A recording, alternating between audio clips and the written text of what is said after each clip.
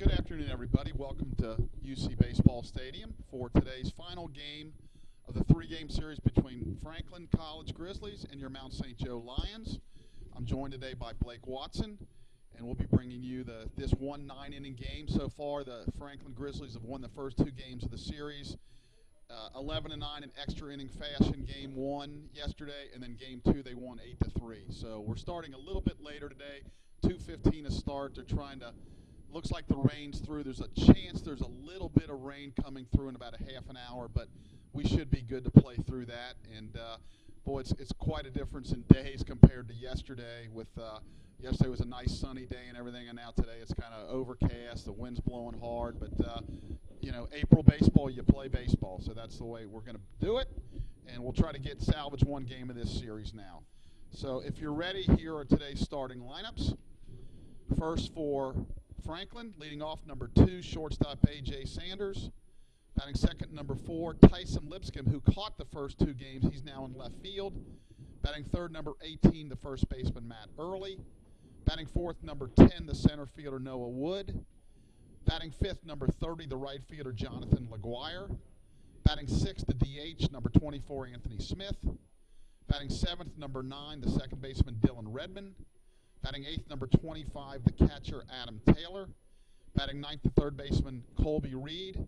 And on the mound is number 21 pitcher, Damian Tilley, who's actually from Cincinnati. He went to Princeton High School. Now the starting lineup for your Mount St. Joseph Lions. Leading off the right fielder, Anton Meir. Batting second, the shortstop, Ethan Mason. Batting third, the center fielder, Ryan Murray. Batting fourth at third base, Carter Owen. Batting fifth in left field, Patrick Murray. Batting sixth, the designated hitter, Tyler Herbers. Batting seventh, doing the catching, Luke Legault. Batting eighth at first base, Andrew Clements. And batting ninth at second base, Jared Frederick. And on the mound for the Lions is Bryce McGee. Yeah, Bryce has been probably, between him and Aiden, have been their most consistent starters this year. Bryce is coming in with a record of 3-2. He's had 7 starts. This will be his 8th. He's 3-2 with a 3.35 ERA. So, we need a really good performance out of him to try to salvage one of these games. In 45 2/3, only allowed 42 hits, only 8 walks. So he's been really, really good with his control and 38 strikeouts. So we're going to have to play defense behind him. Yesterday in the second game, Blake, we kind of fell apart a little bit and made some uncharacteristic errors. So hopefully we can clean that up. And I mentioned yesterday in the broadcast, when you play these first-place teams, you almost have to play perfect, and that's sometimes a big ask, but you can't give them extra outs, extra opportunities. We had a 2-run lead going into the 9th and couldn't hold that lead and got beaten extra innings. So today's another day. Hopefully we can get a victory. Yeah, I mean, you and I talked on the phone last night. First and foremost, thank you for holding down the fort yesterday, getting us through a doubleheader on this broadcast. I know, obviously, everyone that listens genuinely enjoys to hear you. You do a fantastic job, Chuck. I'm glad to be back today, though. But, yeah, we talked last night. You go into the 9th inning of a game up 2 against the number 1 team in the conference.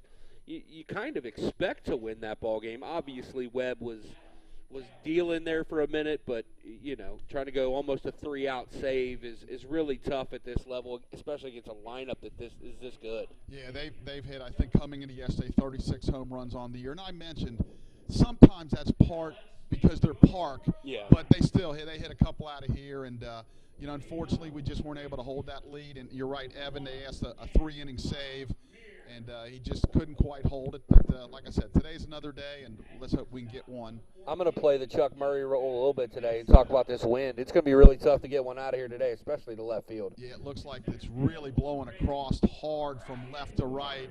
Now, again, we talked yesterday, sometimes it can be misleading because the field sits down in a bowl. Yep. These flags are way up high. The way this field is at the University of Cincinnati, if you're not familiar with it, you've got the field and then a bunch of stands, and even the press box can block some wind. So we'll see how the ball starts jumping, or, as you said, maybe not jumping.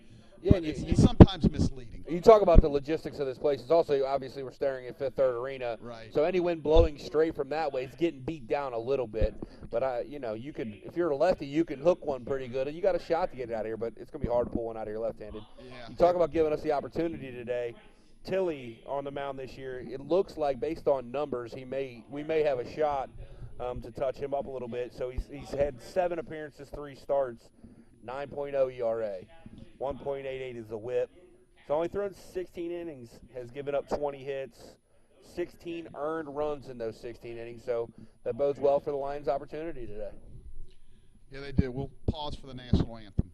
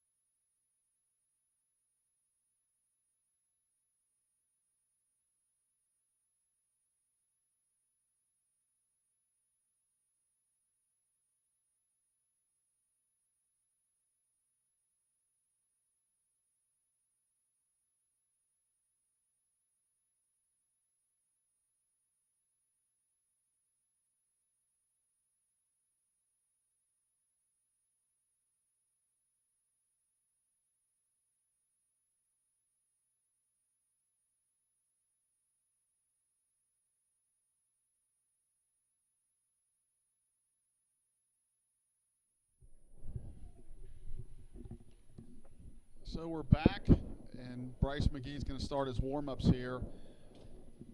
We talked yesterday a little bit about some of the struggles the Lion bullpen has had, and yesterday was another sign of that. Some of the young guys, and again, you mentioned facing a lineup like Franklin. It's kind of like murderer's row, especially the first 4 or 5 guys. So no shame in giving up some runs to them, but obviously coming down the stretch here with, I believe, 14 games left, hopefully we can see some improvement in that, because the starting pitching is actually, especially with Bryce and Aiden, has been really good the last few weeks. Yeah, and maybe, if you get Shaft back healthy and Richter's your other starter at this point, maybe that's Ethan Mason throwing some relief appearances. Maybe, we saw him a little bit in the Transy series. Maybe it's Houston getting going from the left side. There's some options down there of guys that got a chance to be pretty good pitchers at this level. It's just a matter of them putting it all together. Yeah, and they do have some non-conference games coming up in the next few weeks, so hopefully some of them guys will get some innings and some opportunities. But you're right, I'm really excited to see Sam Houston down the road, not only the rest of this year, but in his next 3 years. Yeah, amongst those non-conference games you talk about is one that's on the road on Thursday. It's on the road in Hamilton, at Miami Hamilton, where we will likely be to broadcast. Not a guarantee at this point, but most likely we will be there to broadcast that game for you here on the MSJ Athletics YouTube page, and take care of that from a statistical standpoint as well.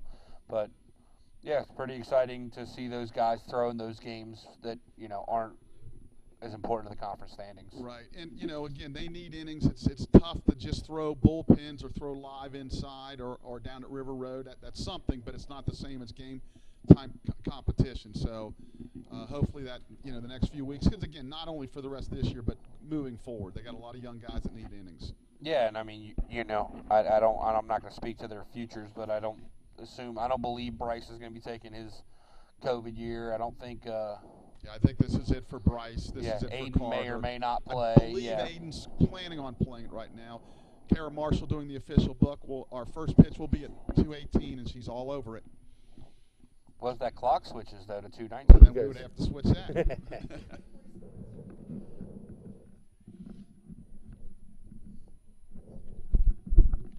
And the first pitch of the ball game, a fastball for a called strike. Behind the plate is Lyle Travis. On the bases, David Blanchett, same umpires as yesterday. A.J. Sanders had quite a doubleheader yesterday. He had 3 triples in game 1, and he had a 3-run home run, or had a home run. He had 3 RBIs in game 2, so he's had an outstanding series so far. Next pitch just missed down low, 1 ball, 1 strike. Yeah, this young man can really swing it. Yeah, he's a very, very good player, and he's just a junior, so they'll have him back next year. 1-1 the count. Bryce peers in for the sign. Kicks. Fires. That's grounded towards Carter Owen, and it's right through him for an error on the third baseman. He's going to go towards second, and we just talked about trying to play. Again, I don't know if perfect is the right word, but that'll be a two-base fielding error on Carter Owen. Yeah, and Carter, in his mind, was doing the right thing as far as attacking the baseball, trying to field it coming forward, but there was no real need to play that into a backhand situation. He could have squared that up and made the play. That's a really good point. That happens to him, more often than not. He'll try to backhand a ball that's basically right to him. So, tough break for the Lions. So Sanders is on second on the fielding error by Owen. That'll bring up number 2 hole hitter Tyson Lipscomb. As I mentioned, he caught yesterday. He had the big 2-run single in the 9th inning to tie the game up in game 1 of the doubleheader yesterday. He's playing left field today. First pitch is a called strike. Is this the young man you said was catching yesterday? Yeah, he caught both games Wow. yesterday. Now he's going to play left field. So, well, if you're Coach Marshall, it's nice to have a guy that you can stick in a 2-hole and playing all over the diamond, including behind the plate. Swing it from the left side. Yeah, he's a senior. He's been a 4-year starter, been a really good player. Stretch. The pitch. That's in the dirt. Nice block there by Luke Legault, who's getting a second start this weekend. He swung the bat well. He played, actually third start, second as a catcher. He played second base game 2 yesterday. And, the Lions coaching staff continues to search for that right, with all the injuries they've had. They're trying to figure out, some type of consistent lineup, and now Luke looks like he's going to be in it for at least at least this weekend. Yeah, Chuck, I actually did talk to. There's the time pitch limit. That happened twice yesterday, so that's a ball. And again, we continue to struggle with that. I talked to Jackson Gutzweiler down there pregame, and he did say that he is hoping to possibly be cleared to resume baseball activities on Monday. So the young man is pretty close. There's a pitch just missed inside corner. So the count runs a 3-1 with that automatic ball that was called. That happened twice to Derek Rickard yesterday, and one was a critical situation. He ended up walking the guy. So again, not a good start for the Lions here. Pitch. It's ball 4 down low. So the first 2 have reached for Franklin in the first inning, and this is one of them. You don't want to start off with them putting up a big crooked number. So that'll bring up Matt Early, the first baseman. Matt in the 3-hole today. So first and second, no outs. I would doubt Franklin would bunt. Carter Owens deep at third. Clements is deep at first. Swung on and missed a good off-speed pitch. Early hitting 250 on the year. Has hit 10 home runs and 31 driven in. Yeah, they got again. I don't ever want to take anything away from guys that did a lot of home runs, but their park is conducive to balls flying out of there. But you still got to hit them. Pitch just missed down low. 1 ball, 1 strike. So it looks like the sun's trying to peek out a little bit. It's getting a little bit lighter here. So hopefully we can avoid any type of more rain or anything like that. 1 ball, 1 strike. Infield, outfield pretty much straight up. Just missed down low and away. 2 balls, 1 strike. I know it's early, but this is the most I've seen Bryce struggle with his command earlier in a ball game. Yeah, he's, we Usually talked his statistics. He's been really good with not walking many guys. But again, I think he's trying to pitch careful, not make a mistake. A couple guys are on, and he knows this guy's got a bunch of home runs. That's a breaking ball that stays down low. So 3-1. And we are looking at some serious trouble here unless we make a good pitch here.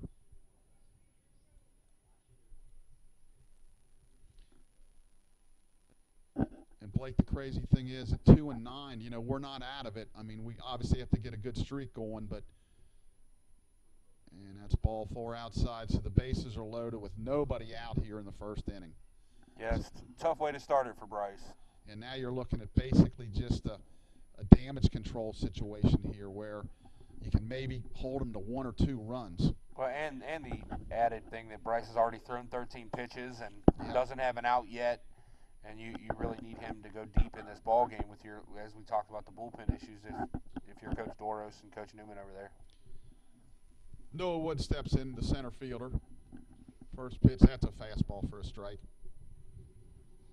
Wood batting .371, 7 doubles, 5 home runs, 26 RBI. Yeah, they've got some impressive guys with some really good statistics. Stretch, the 0-1, that swung on and lifted high to center field. Ryan Murray and Anton Meir. Ryan is going to make the catch in right center, but both runners are going to tag up. So Franklin is on the board first. That'll be a sacrifice fly. Good job by Ryan there to go over and get that. Yeah, it was going away from him, and Anton, either one could have caught it, but as a center fielder, he took charge. So there's that first elusive out. Let's see if we can get a ground ball and get out of this thing. And Anton might have a little better arm, but you're not throwing the guy out at the plate with that ball anyway. So they did the right thing. Get it in quickly, get it to second, split the runners. I assume Franklin may run here, but you gave yourself an opportunity to double play here. Jonathan LaGuire steps in. Ooh. Just missed. Ooh. It looks like Lyle's going to be a little tight today. Again, I got no problem with it as long as it's both ways. And we've said that all year. Especially when we've been on the road, it always hasn't been both ways. Stretch. Delivers. That swung on and fouled off the screen, netting right above the Franklin dugout. A good pitch there to beat him in on the hands. Yeah, McGuire homered yesterday in Game 1. 1 ball, 1 strike.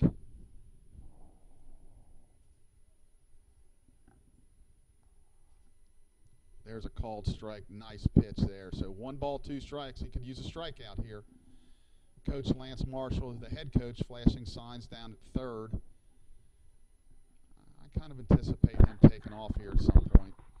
LaGuire is listed as a freshman starting pitcher on the roster. Yeah, it was interesting. I saw he's leaning. There he goes. That's line to left field. Patrick Murray cannot get to it. He's going to get it back in, but that'll be an RBI single on a 2-strike pitch. Early was off on the pitch, so he's able to go first to third. So that makes it 2-0. That'll bring up Anthony Smith, the designated hitter. And just left it out a little bit too much of the plate. Thought Patrick might have a shot at getting that, but just didn't quite get the jump. Played it safe. And again, I expect them to do some running on first base here. Talked about damage control here. There he goes, pitches, and he's got a shot at him, but he missed him. Yeah, throw a little bit up the line kind of. Freddie did a good job of trying to get that tag down, but McGault threw it up the line just a touch. So that'll be a stolen base there for LaGuire. So they have 2 runners in scoring position at this point. That makes LaGuire 9 of 10 on stolen base attempts so far this year. Yeah, just a little bit better throw because the runner on third was holding, so that would have been a big out. There's a fastball for a strike, 1 ball, 1 strike. Again, I hate to keep harping on it. Playing perfect, which is really, really hard to do. But, you throw that guy out, you make the play at third, now you're probably looking at a 1-run inning versus maybe a 4-run inning. And potentially another inning on the mound with Bryce. Yes. Because he's going to settle in at some point. Yeah, that's a good pitch right there. So, again, we could really use a strikeout here. 1 ball, 2 strikes. And knowing Bryce as well as I do, he's also he's going to – we talk about the error and the attempt at the out at second base. He's going to talk about the walks. Yep. Stretch. The 1-2. That swung on and fouled off down the right field line. And into the bleachers. Some fan tried to catch it barehanded. Couldn't quite do it, but did make the stop. And makes the throw back in. Nice play over there. 1 ball, 2 strikes. Runners get their lead. Stretch. Fastball away. 2 balls, 2 strikes. The Lions playing pretty much straight up here, conceding the run. You mentioned in the pregame about their starting pitcher that his numbers aren't spectacular. So even they get 3, we feel like in a 9-inning game we're going to be able to score some runs. Obviously, I wasn't here yesterday, so what do you think the Franklin bullpen looks like right now? They use a lot of guys base hit up the middle. Yep, that's 2 more runs. Throw the ball to second. Yep. Oh, boy. Well, Two-run single there makes us score 4-0. We're getting 2 strikes on them. We just can't close the door. Bryce is hanging some pitches there with 2 strikes. Yeah, I mean, if you're Coach Doris, you come out and talk to the senior at this point. Yeah, you got to break the momentum a little bit, and unfortunately, there's still only 1 out, and if we don't watch it, this could really turn ugly pretty fast. That'll bring up Dylan Redmond. Dylan is at second base. Just, frankly, put the bat on the ball. You make a mistake. If you don't make a good pitch, they put it in play and usually hit the ball pretty hard. Again, we mentioned yesterday, this isn't like we're playing probably, arguably, I think what I've seen so far, Franklin and Transylvania are the 2 best teams in the league. I know they played early in the year and Franklin won 2 out of 3, but, watching Transy last weekend, and I know Transy split with Rose Holman yesterday. Nobody's going undefeated, but what I've seen so far, and I've seen Rose also, I would say, these 2 are the best 2 teams. Yeah, I think, and if they played each other, it's a battle of what do you like more? Do you like the team with the best lineup, or do you like the team with the better pitching staff? And Transy, there's a fastball for a strike. So 1 through 12 has to have the best pitching staff in the league. I would agree with that. So we saw 7 or 8 of them. They all threw 85 plus. They did, boy. And that's their MO. They seem to have them kind of pitching every year. There's a quick throw to first, and he gets back. So we trail 4-0, 1 out here in the top of the first. Redmond comes into today's game hitting .286. Delivers, that swung on and blooped into center field. Another base hit. That's a tough luck for Bryce. Sawed him off a little bit, but just got enough to get it out into center field. So the hit parade continues. I think that was actually down off the end cap. You see Redmond over there shaking his hand out. His hands are really bothering him after that swing. That'll bring up the catcher, Adam Taylor. He's did not play yesterday, so this is his first appearance. He's the 8-hole hitter. Hitting .229 on the year. Blake, we really need a ground ball double play here in the worst way. Correct. Bryce comes set, checks the runners. That's grounded in the hole into left field. Another base hit. And he's going to come around to score, and that'll make the score 5-0.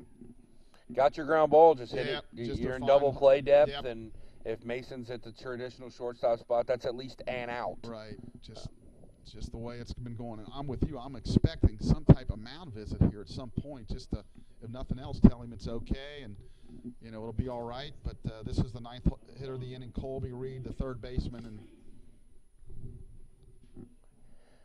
does not look like Coach Doros has any intention of going to the mound at this point. So that'll bring up Colby Reed, 9th hitter of the inning. Stretch. Pitch. There's a strike. Lyle definitely likes the top end of the strike zone, that's for sure. And that leads to bad things that line up like Franklin if you have to throw it up. Yeah. Stretch. The 0-1. That's down, ball 1. The lineup, the Lions defense, Patrick Murray in left, Ryan Murray in center, Anton Meir in right, Carter Owen at 3rd, Ethan Mason at short, Jared Frederick at 2nd, and Andrew Clements at 1st, Luke Legault behind the plate. Here comes the 1-1. That's in the dirt. Nice stop by Luke Legault. Really nice stop. Kept the runners from advancing. So 2 balls, 1 strike. Yeah, the runner at second definitely had intentions on going, but quickly decided against that. Biggest thing, still only 1 out in this inning. Yeah. 2 balls, 1 strike. Stretch. Pitch. There's a good fastball for strike 2 on the outside corner. So 1 ball, 2 strikes.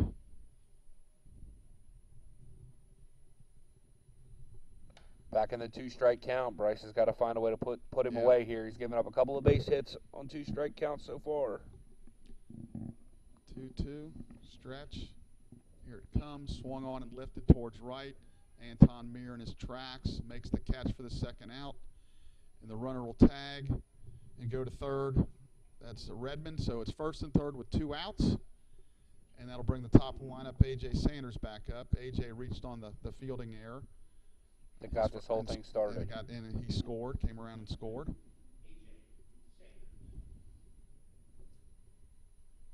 So 2 outs here in the first. You know, there's not a whole lot of advantages to being visitors, but if you can put up a 5 spot, that really puts pressure on the home team. You're going to check him at first, quick throw, and 33 pitches thus far for Bryce. yeah, it's just the Lions are going to call first, third defense here. I'm thinking if they take off this time, the runner from third will also come. So what are you calling? I would assume they'll throw it through. You have to have the catcher take a quick peek at third base, but you just can't allow them to keep dictating on offense. He bluffs going. That's hit hard to left field. Back goes Patrick Murray, and he makes the catch. So that ball was hit on the button. So in the Franklin first, they score 5 runs on 4 hits, 1 error. We go to the bottom of the first, Franklin 5, Mount St. Joe coming to bat.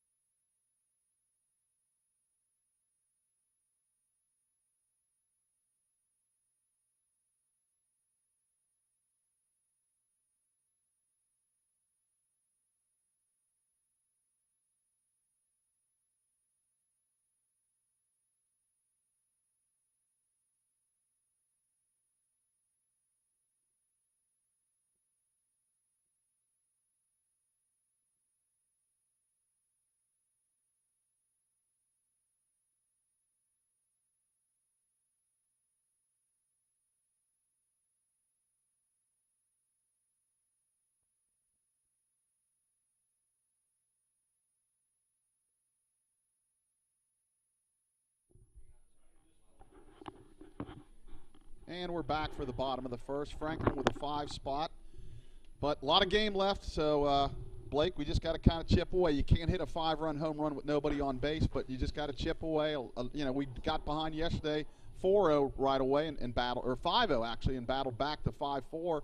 So long game, as I mentioned. This youngster, Damian Tilley, is from Princeton High School here in Cincinnati. Starting pitcher that's a sophomore for Franklin.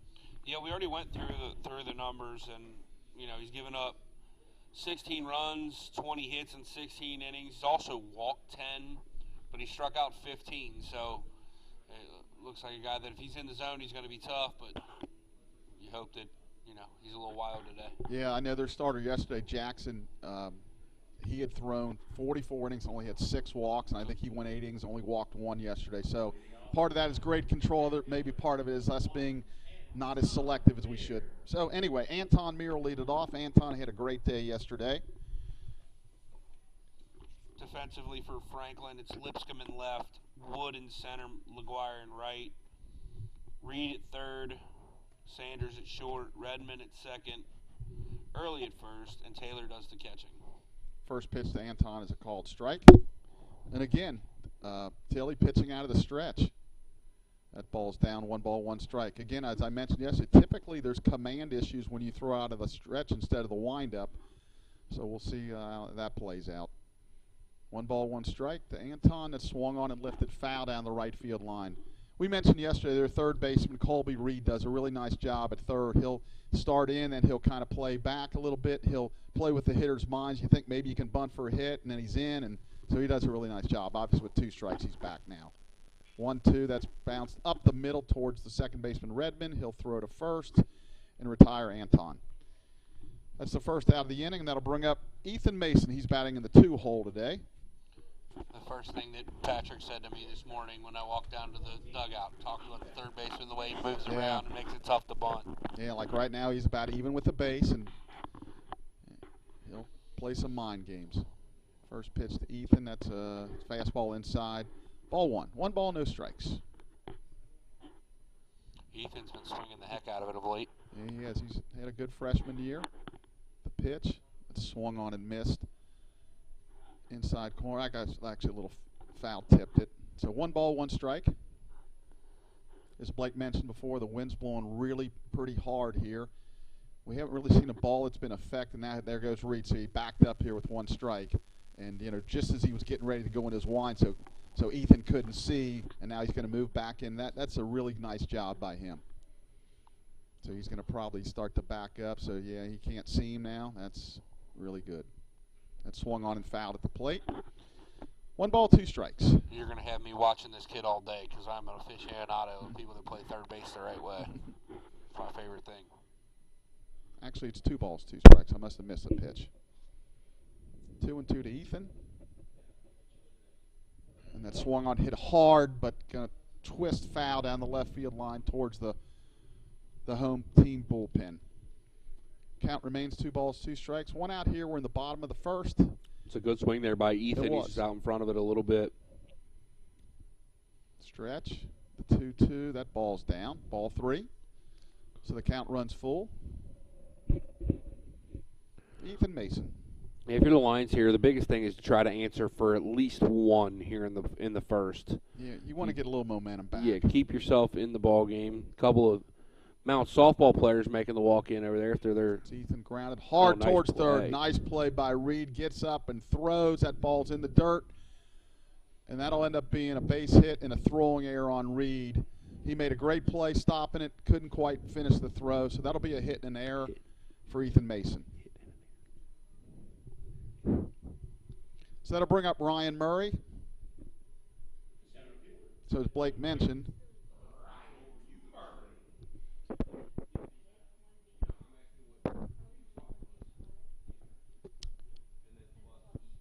Ryan had a pretty good day yesterday. Hit a couple doubles and a triple. So we got a runner out there in scoring position. That's another conversation I had between games. I got to talk to Ryan a little bit. He said he started feeling a little better in the box, and he had been scuffling just a touch, and it's nice to see the ball come off the bat square. So Ethan gets the lead. That's a fastball for a strike. No balls, 1 strike. They're definitely playing him to pull. Center fielder Wood is way over. He's playing 4. That's grounded right to the shortstop. That ball's down but picked at first, so he tried to go with a pitch, but the shortstop Sanders made the play. Ethan Mason moves over to third. That's the second out of the inning, and that'll bring up Carter Rowan. Hit the ball hard, just right at the shortstop. Right at him. Almost got the umpire. That would have been good for the Lions if it actually hit the umpire. We'd have called that a base hit. Brings up Carter.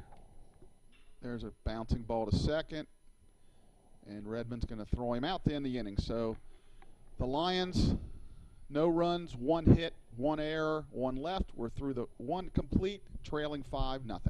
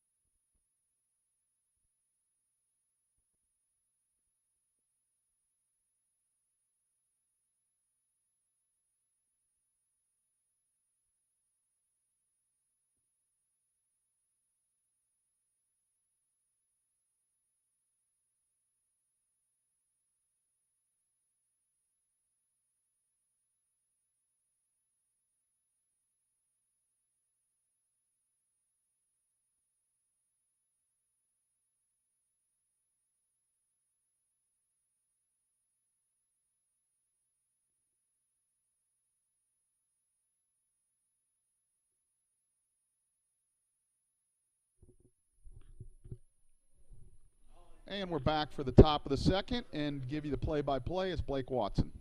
Leading off for Franklin, or due up for Franklin will be Lipscomb, Early, and Wood. And Bryce McGee goes out for his second inning of work. Lions hit the ball square in that bottom of the first inning, just right at people. Yeah, so hopefully that's a sign of good things to come. Yeah, we say it's a goofy game a lot of times. I know when Ryan goes through his bad slumps, he'll say it's a really stupid game. He gets frustrated because you hit balls right at people. But in no other sport can you do something right, usually rewarded. But in this sport, you can hit the ball right at somebody, and you're 0 for 1. Lipscomb walked in his first plate appearance. Bryce has a sign. Rocks delivers. Strike on the. Oh, missed it on the inside corner. That's a tough call there. Yeah, it looked pretty good, and again, we don't have the best angle, but boy, that looked good. So 1-0 the count now to the Franklin left fielder. Same exact spot, get the call. 1-1 the count.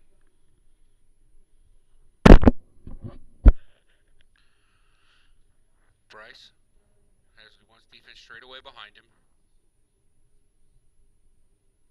Playward misses down and away.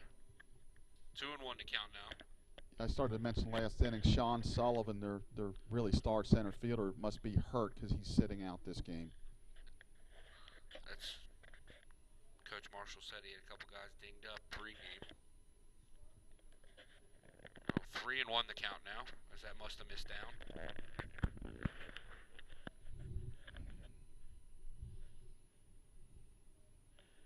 Bryce has some work to do to get back in this at bat here. Ball hit hard down the right field line. Lands on the foul line, goes into the corner. Meir over to get it, cannot. Lipscomb coasts into second base, stand up double to lead off the top of the second inning. Yeah, right off the chalk there. He hit the ball hard. They're really seeing Bryce well today. He's falling behind hitters and he's getting too much of the plate. We haven't really seen him get hit around like this all year. Correct. And as good as Bryce is, his stuff doesn't lead itself to come from behind in at bats. Yeah. He needs to work from ahead and be able to, put the ball where he wants. Did we say that's Mount softball girls down there all bundled up, or is that somebody else? I saw a couple walking in. I saw Macy Cornelius and Sarah Cardos walking in. Ball hit to Carter at third. Carter up clean across to Clemens. Out. Retires early. 1 pitch, 1 out. Bryce really needs a bunch of those 1 pitch outs to get deep into this ball game. Yeah, he sure does. We mentioned softball swept yesterday, so they're now 6-0 in the conference. Looks like the wind's picking up even more out there if you look at the umpire's uniform. Bryce almost going to get blown over there for a second. So it brings up the center fielder, Wood. Wood hit the sacrifice fly in the first inning. Bryce ahead with the fastball in the inside corner. Yep, good spot there.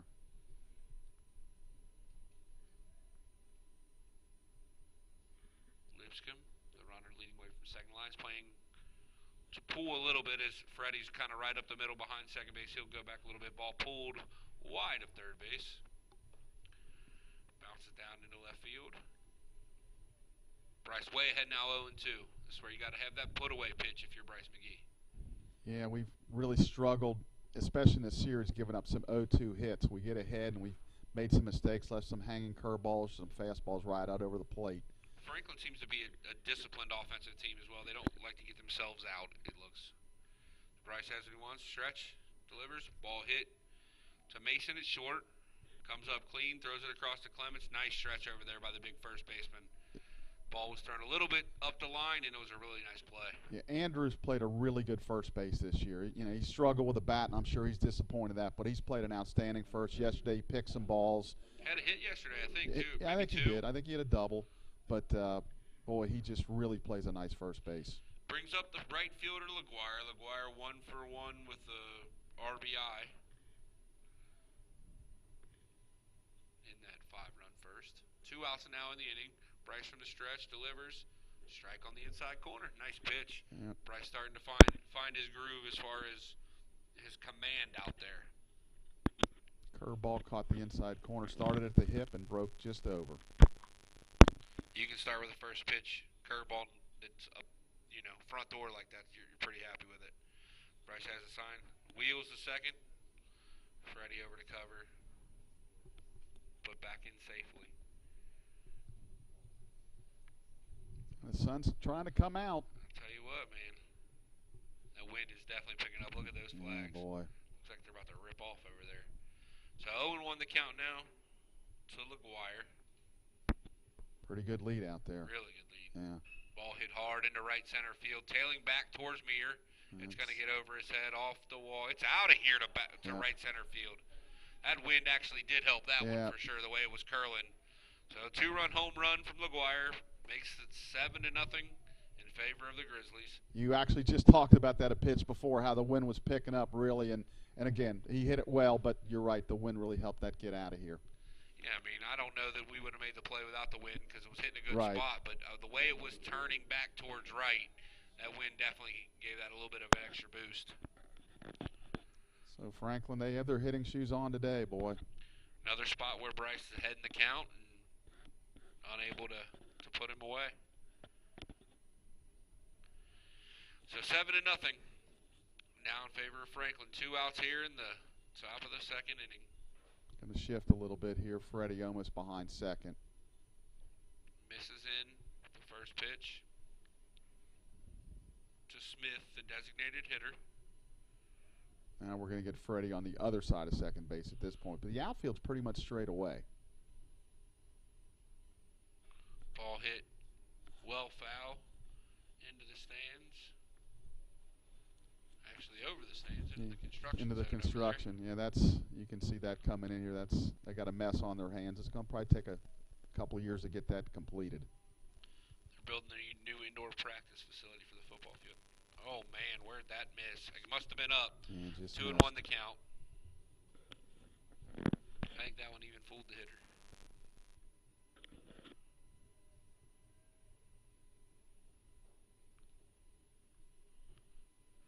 Evens the count up with a fastball down on the inside corner. Yeah, good pitch. 2-2 the count, 2 outs. 2 runs in here in the second. 2s for days. Bryce, deep breath, rocks, delivers. Ball hit into center. There's that wind. You see it pushing it right back towards Anton. Anton Muir makes the catch and right. So in the inning, Franklin scores a pair. Now leads 7-0.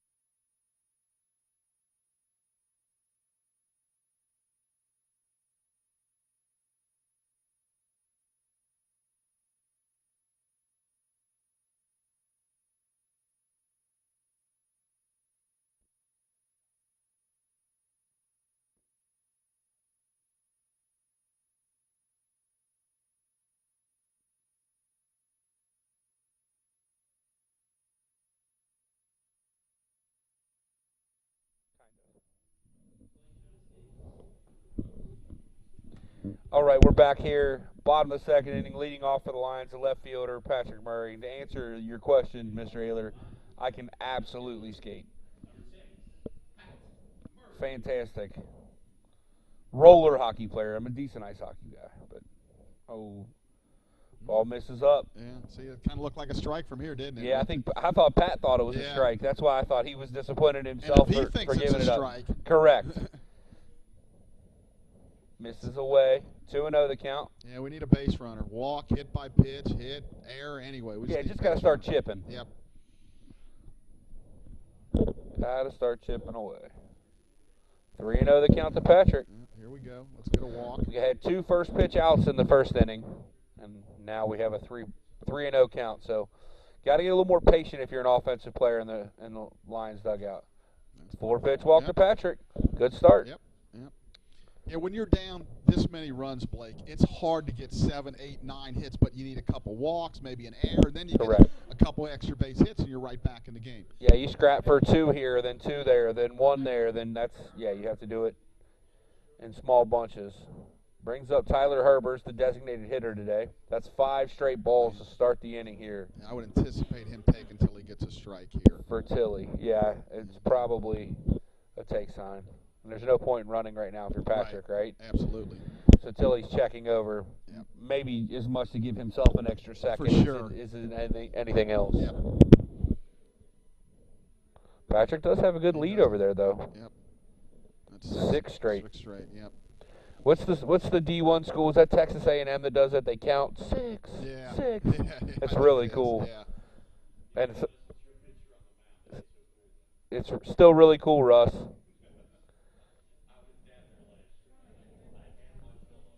Two and 1 the count now to Herbers. So that'll take the take sign off for the Lions designated hitter. Tyler's slowly but surely raising his average up to 306. Wow, ball hit into right field. That should get down in front of the right fielder. He continues to swing the bat very well. The ball was hit really well, barreled up. I was a little worried the wind might carry it to the right fielder as hard as it is. Well, I can tell you when we were in Florida, I think we would all probably agree it looked like he was buried. Correct. And but then Jackson gets hurt, and all of a sudden, and Matt Brandcamp is hurt, so he kind of gets back in there by default, and he's done a nice job. He swung the bat well. That brings up the catcher, Luke Legault, who also had a good game yesterday. We're having a conversation with the dugout. Yeah, he hit a home run and a double, I believe. Yeah, Luke's playing himself into a chance to play a lot here. Now Luke's looking in the dugout. What is going on here with Lyle? Is talking to. He's kind of laughing a little bit. I don't know what's going on there, but I guess everything's straightened out. They threw the pick off Patrick, and the ball was dead. It wasn't even live. So I didn't even see that as I was looking at the dugout. So Legault, no outs here. Runners at first and second. Squares the bunt. That's interesting.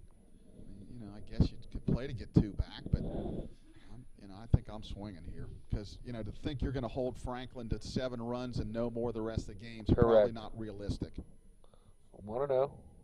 They're going to bunt. I'm confused. And now it could be, they're just working on this for down the road and seeing if he can do it. I mean, Legault does run pretty well. If he does. gets a decent bunt down, it could end up being a base hit. He does. 1-1 the count. Got a little string dangling in front of me. That's going to drive me nuts.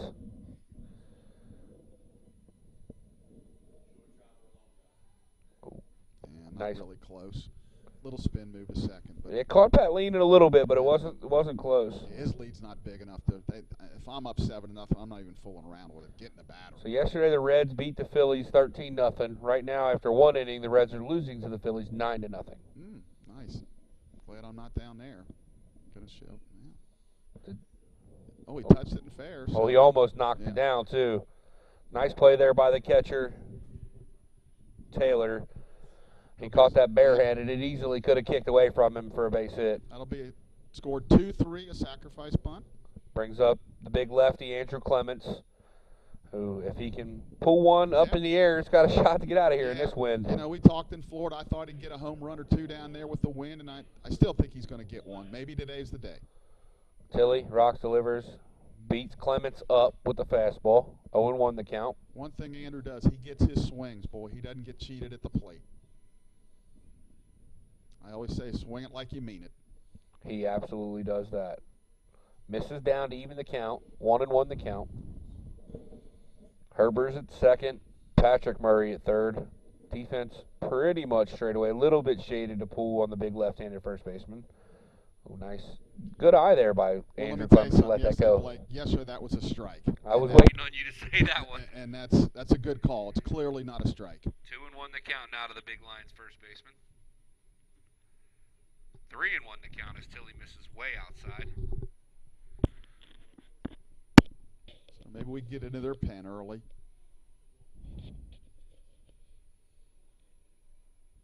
Tilly at 25 pitches going into the sit-bat. Oh, just missed it out on the end cap. Yep, swung and fouled it back.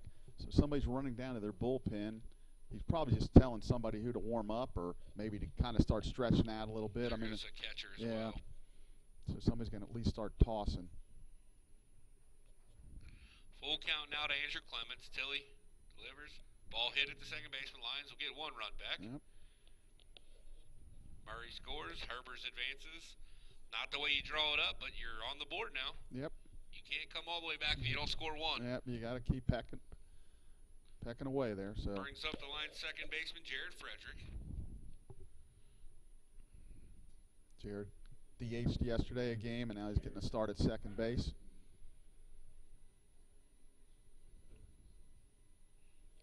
Tilly misses up to Freddie. 1-0 the count. Tilly works in that first base side of the rubber. A little cross step. 2-0 the count as he misses up with the fastball. Very similar to the guys we saw with Transy last week. Even though there's runners on, Tilly works extremely fast. Blake, I'm telling you, yesterday starters for Franklin were working actually faster than him. They get it and go. I love it. I do too. 2-1 the count. Take that clock completely out of the equation. Yep. Get in that habit. Ball fouled off the netting above. Part of it could be the catcher. I don't think they call in pitches, but I could be wrong. And that could speed things up a little bit. But they get it and go. Deuces are wild here. Fouled straight back. So when you say they don't call in pitches, their catcher's on his own to call I pitches? I believe he is. Even though I will say yesterday, I think they had a problem with their earpiece, so maybe they are calling it in. I can see Coach Marshall. He would not be calling it, but the pitching coach might. Misses down to run the count full. 3-2 to Freddie. Two outs. Yeah, got a good at bat going. Correct. Fouled off a couple of tough pitches.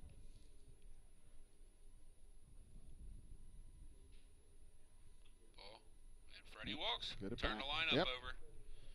Anton had a heck of a day yesterday. He had I think he was 4 for 6 in game 1, and one of his outs was a line out to the right fielder, so hitting the ball well. This puts you in a first and third spot if you're the Lions, where you could theoretically see Freddie go here to try to drum something up. Yeah. Get things started.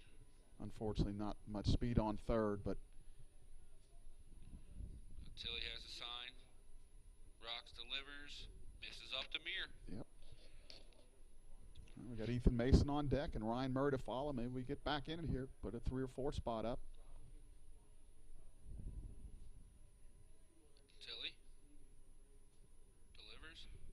Mir hits it hard, straight away center field. Kind of in no man's land. That wind's carrying it away from the second baseman. Wow. Nice play there by the second baseman to end the inning. Lions do score 1 in the bottom of the second. We're heading to the top of the third.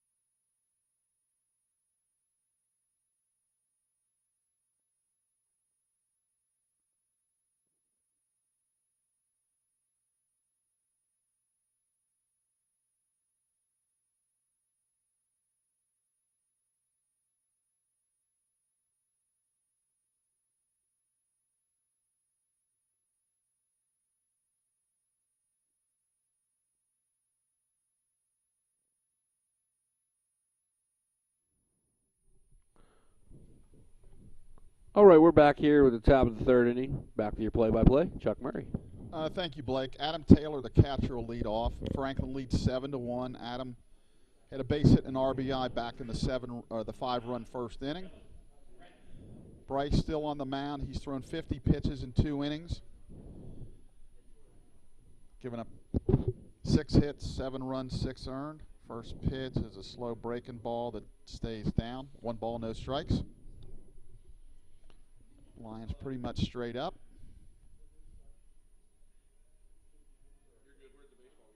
Bryce winds, throws. That's ball 2.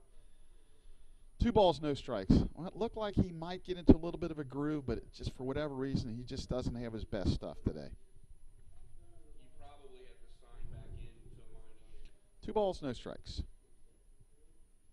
Bryce, there's a fastball in the outside corner. Called strike. 2 balls, 1 strike.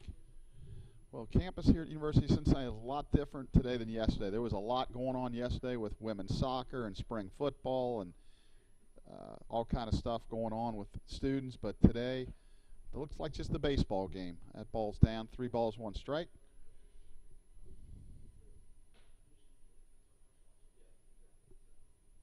Bryce kicks, fires. That's swung on and fouled. Coach Marshall tries to make the play. Can't quite come up with it. Run the count full. A lot different day today weather-wise. It's probably about 20 degrees cooler, a lot of wind, but we're still playing baseball. Nice to have these turf fields. Payoff pitch, and that's inside ball 4. It hit him, actually. So that's a hit by pitch. And that'll bring up the third baseman, Colby Reed. And then they'll go to the top line with Sanders and Lipscomb. So Franklin gets the leadoff hitter on here in the third. Bryce is out of the stretch. Delivers. Fastball high. 1 ball, no strikes. And this is the worst nightmare if you're a coach of the Lions. You know, like 50 pitches. He's only in the third. You really like to stretch him out. Next pitch is a breaking ball in the dirt, blocked by Luke, and they check, and base umpire David Blanchett says yes, he wasn't able to hold back, so that makes the count 1-1. Plate umpire Lyle Travis checked right away with him, and he said he did not hold back. So 1 ball, 1 strike.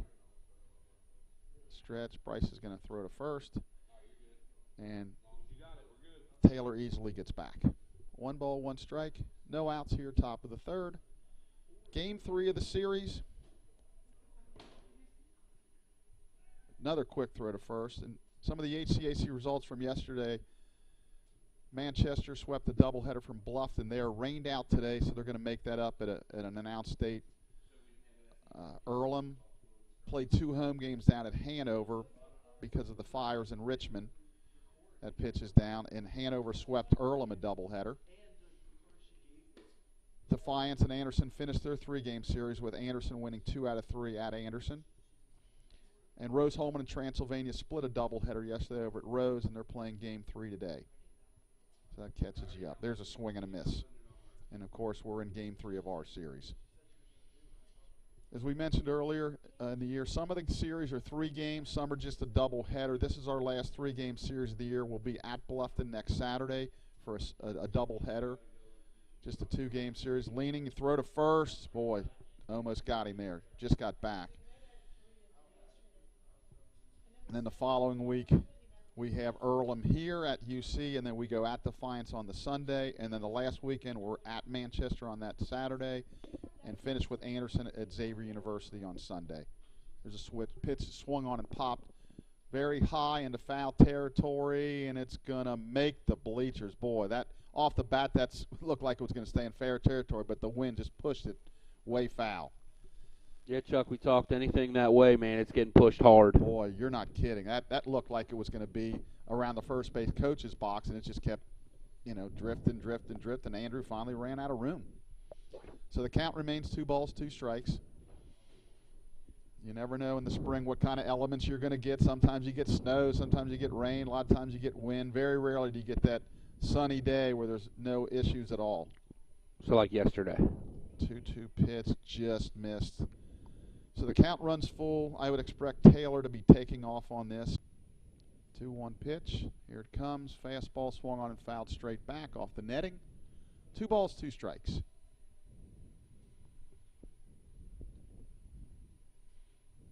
This is really Bryce's really worst performances of the year.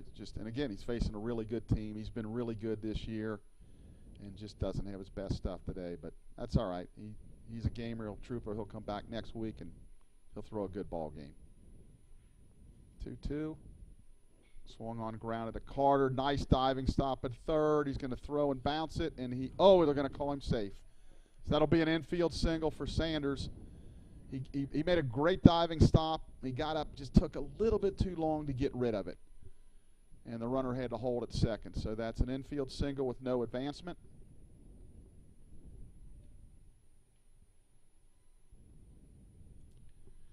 That'll bring up left fielder Tyson Lipscomb. Nice play by Carter there to make that bang over there. Yep, and he bounced it. He knows on turf he's going to get the true hop, and it's just a bang play. Just barely beat it. There's a fastball down low, 1 ball, no strikes. Just got to get rid of it a little bit quicker. Got to recognize who's running, but really good play. Really good play. 1-0 the count.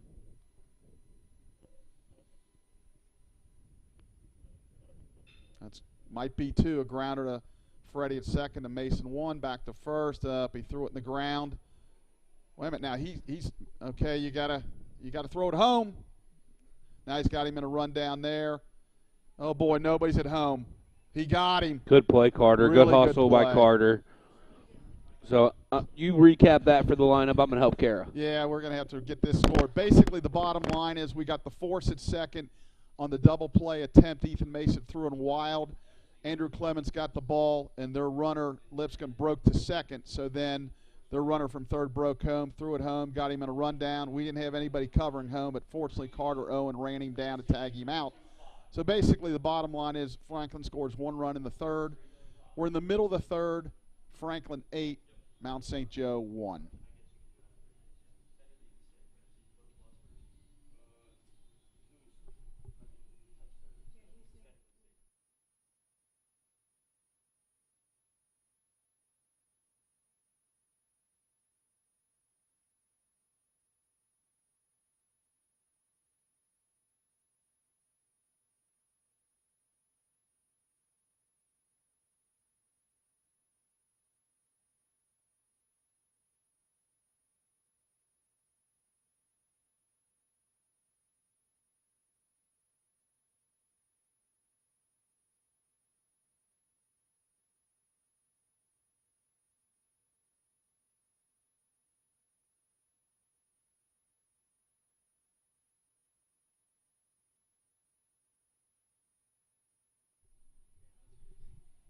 And we're back for the bottom of the third.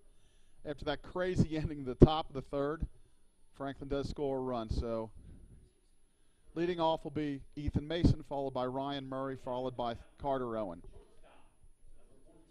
Lions trail 8-1. We're in the bottom of the third. Tilly comes set. Delivers. That ball is high. As we mentioned, he pitches out of the stretch, whether there's a runner on or not. And he throws from the first base side of the rubber. 1 ball, no strikes. Pitch.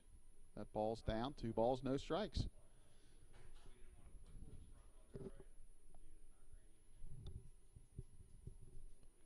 Two and 0 the count.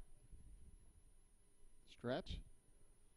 The 2-0 delivery. That's way inside for ball 3. So the Lions looking for a leadoff runner here as we bat in the bottom of the third.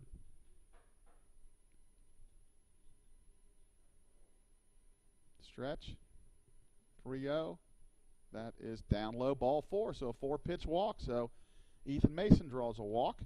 That'll bring up Ryan Murray. Ryan grounded hard to shortstop in his first at bat. So he's 0 for 1 on the day.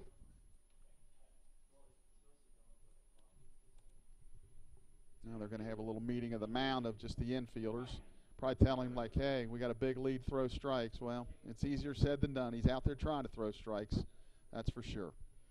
Nobody, when you'll hear at Little League games and even high school and college, throw strikes. Well, they're trying to throw strikes. So they got a little bit of a shift on. That ball's way outside, ball 1. That's 5 in a row. Shortstop and second base are double play depth. Third baseman Reed is about even, maybe a step in front of the base. There's a fastball right down the middle.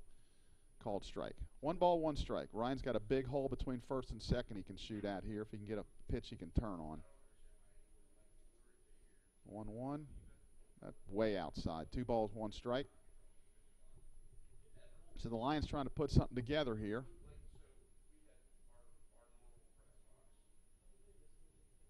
Ethan Mason with a short lead. 2-1 nub towards third right off the end of the bat. He's going to bobble it and not be able to make the play. That's a tough one. We'll see how she scores that.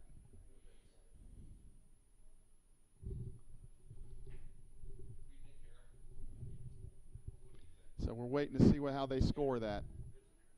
And it's going to be scored an error. So runners on first and second, nobody out.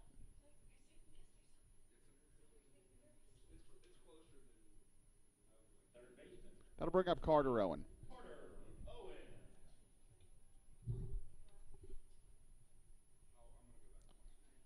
So they have runners on first and second, nobody out.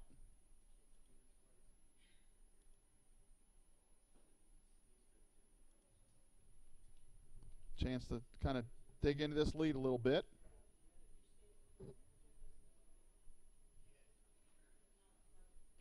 That ball's high. 1 ball, no strikes.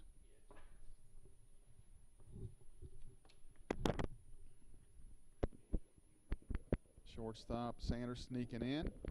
That swung on line drive to left field. That's a base hit. They're going to wave Ethan Mason around. A nice throw home. Boy, I'm glad he cut it off, and he's safe at home. So I think if they let that go through, he might have had a shot at him. Yeah, for sure. That's the benefit of having a guy that catches out there. You expect him to have a pretty good arm. So that's good swing by Carter, yeah, though. Base hit, RBI. Chipping back away. Yep, that makes it an 8-2 ball game. That'll bring up Patrick Murray. You're 1 swing away from this becoming a ball game again.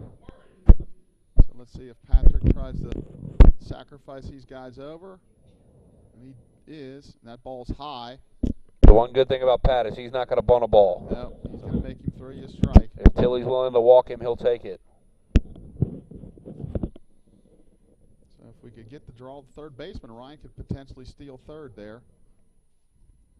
You square and then pull back and let Ryan try to steal it? Is that what you're saying? Well, you're down. You want to make sure that can happen. Okay, he's going to disengage here, and they're saying that's his first step off for the batter, so he cannot do that again to this hitter. Now Coach Marshall's going to take a mound trip. And it won't be a quick one. No, so we'll be right back.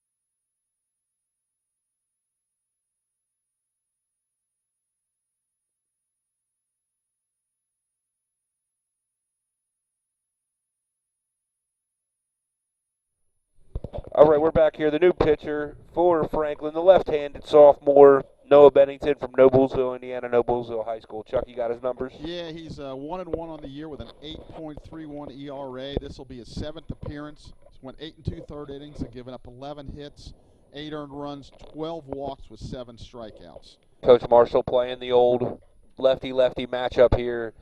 I'm not 100% sure, with Patrick already showing his intention to bunt and going to a righty after this, I'm not sure I would have made that move real quick. I mean, I understand.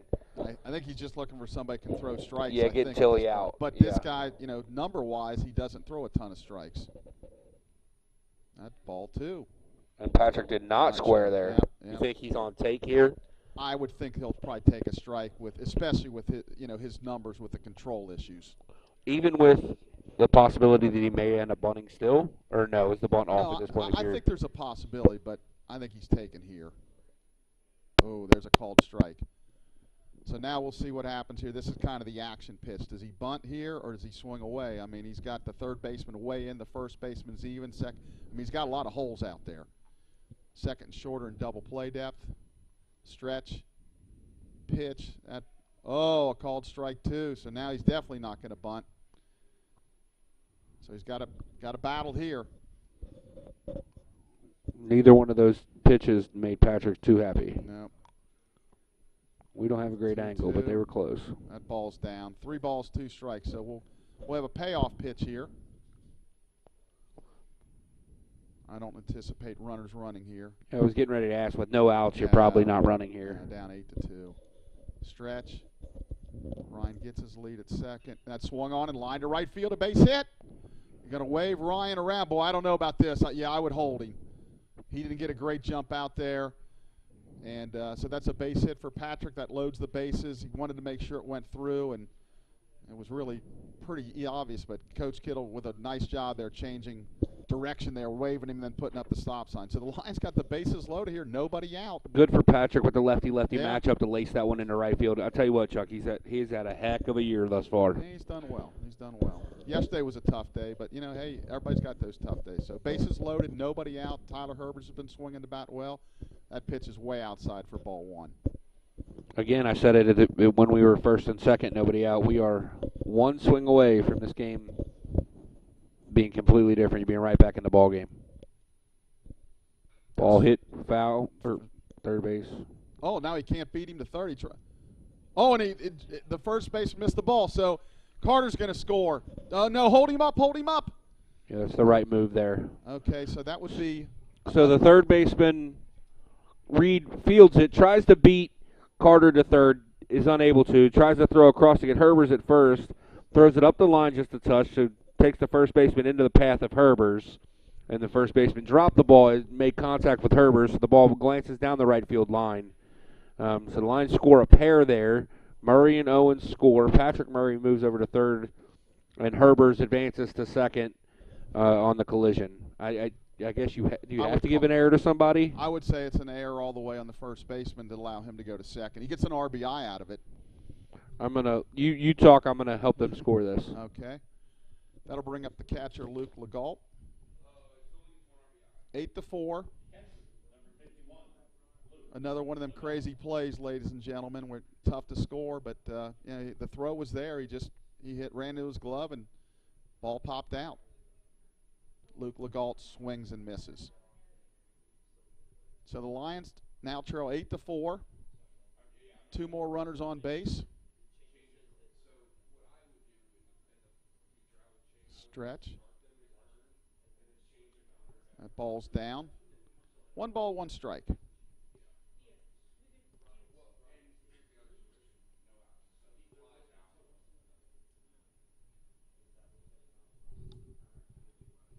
One ball, 1 strike. The crew's talking it over. Yeah, just score them all as earned, and then you can always change it. That's a strike called on the outside corner. So, yeah, right now on that play, both runs are technically unearned as we sit. Well, actually, the first Ryan reached unearned on right. an error. You're correct. That's right. I forgot that. Yep. You're exactly right. So the first run is unearned, and the second run is unearned at this point. Should Legault hit here, it would become earned. And he strikes out swinging. But either way, it doesn't matter how it's scored. You're back in the ball game. You Yeah. cut it in half here in just the third inning. Still only one out in the inning, so obviously any more runs that score would be unearned because that should have been the third out. Correct. So they got it right, Chuck. Yep. We're teaching these guys how to do this thing. All right. They're going to let Andrew face the left-hander. Swung on, lifted the deep center. That's Tyler Herbers thinks there's 2 outs. Patrick Murray should tag on this. Throw's going to come into third, so Andrew's going to get a sacrifice fly and an RBI out of it.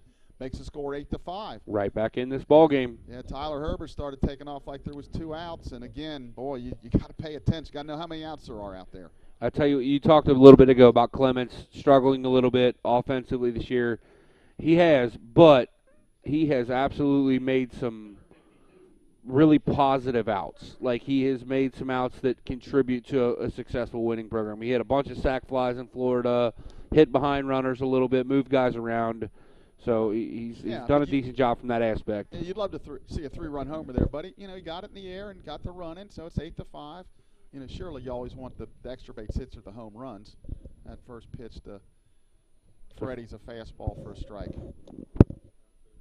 Freddie walked in his first at bat. Stretch. The pitch.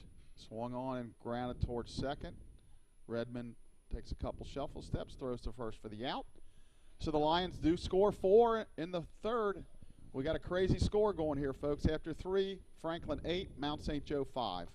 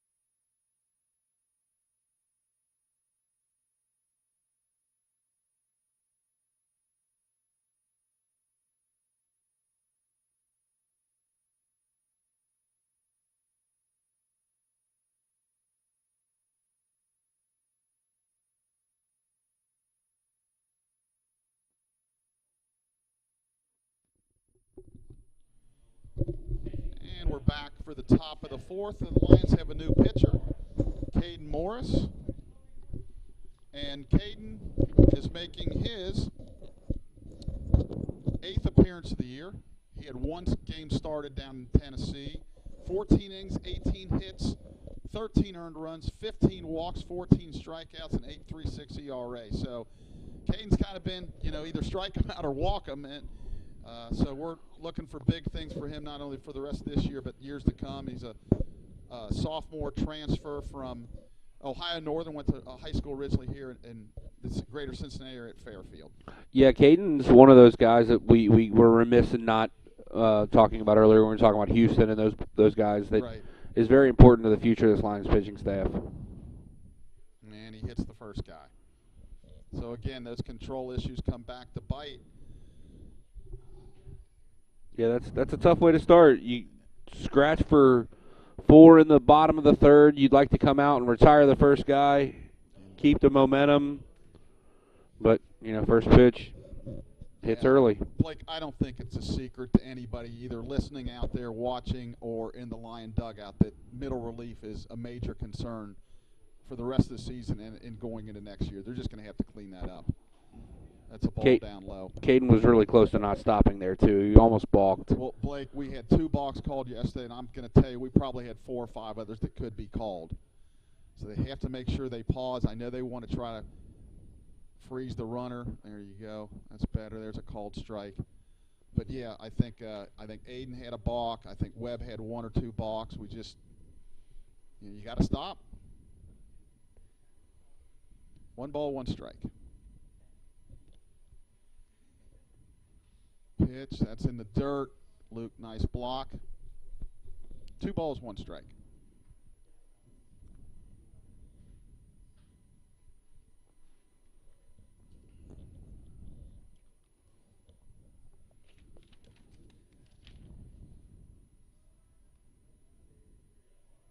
Two one. Morris checks, delivers. That's down low, ball 3. The velocity looks good out of Morris so far, but you got to throw strikes. Yeah. Again, I know he's trying. We've talked about it for a lot, but statistically, you can't walk a batter an inning and hit. It just got to get better. That swung on and bounced foul.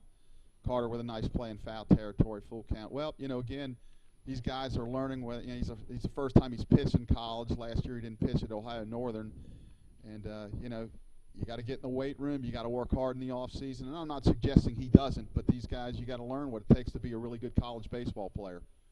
Full count. Runner does take off. Ground ball towards short. Ethan Mason's going to flip to second. 1 back to first. Double play. Nice play there by Mason. Great turn by Freddie. Really good.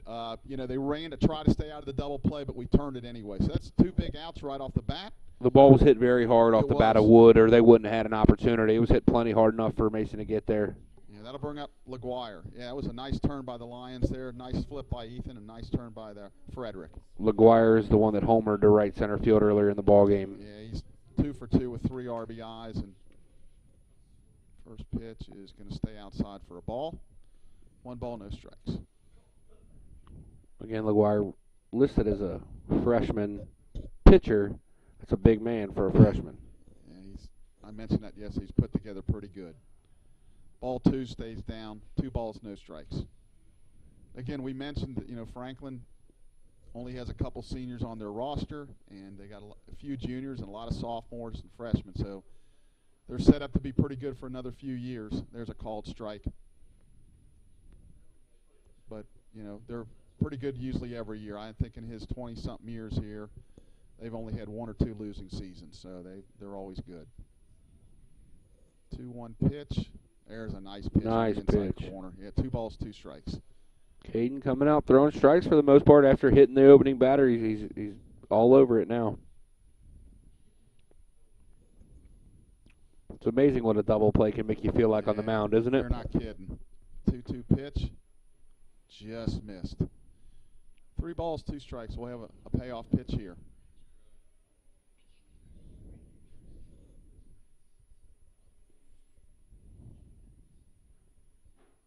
Shakes off a sign. Gets what he wants, the 3-2. Swung on and popped up in the infield. Now it's drifting towards right, but Frederick's under it. He makes the catch. So Franklin does not score in the 4th. We're in the middle of the 4th. Franklin 8, Mount St. Joe 5.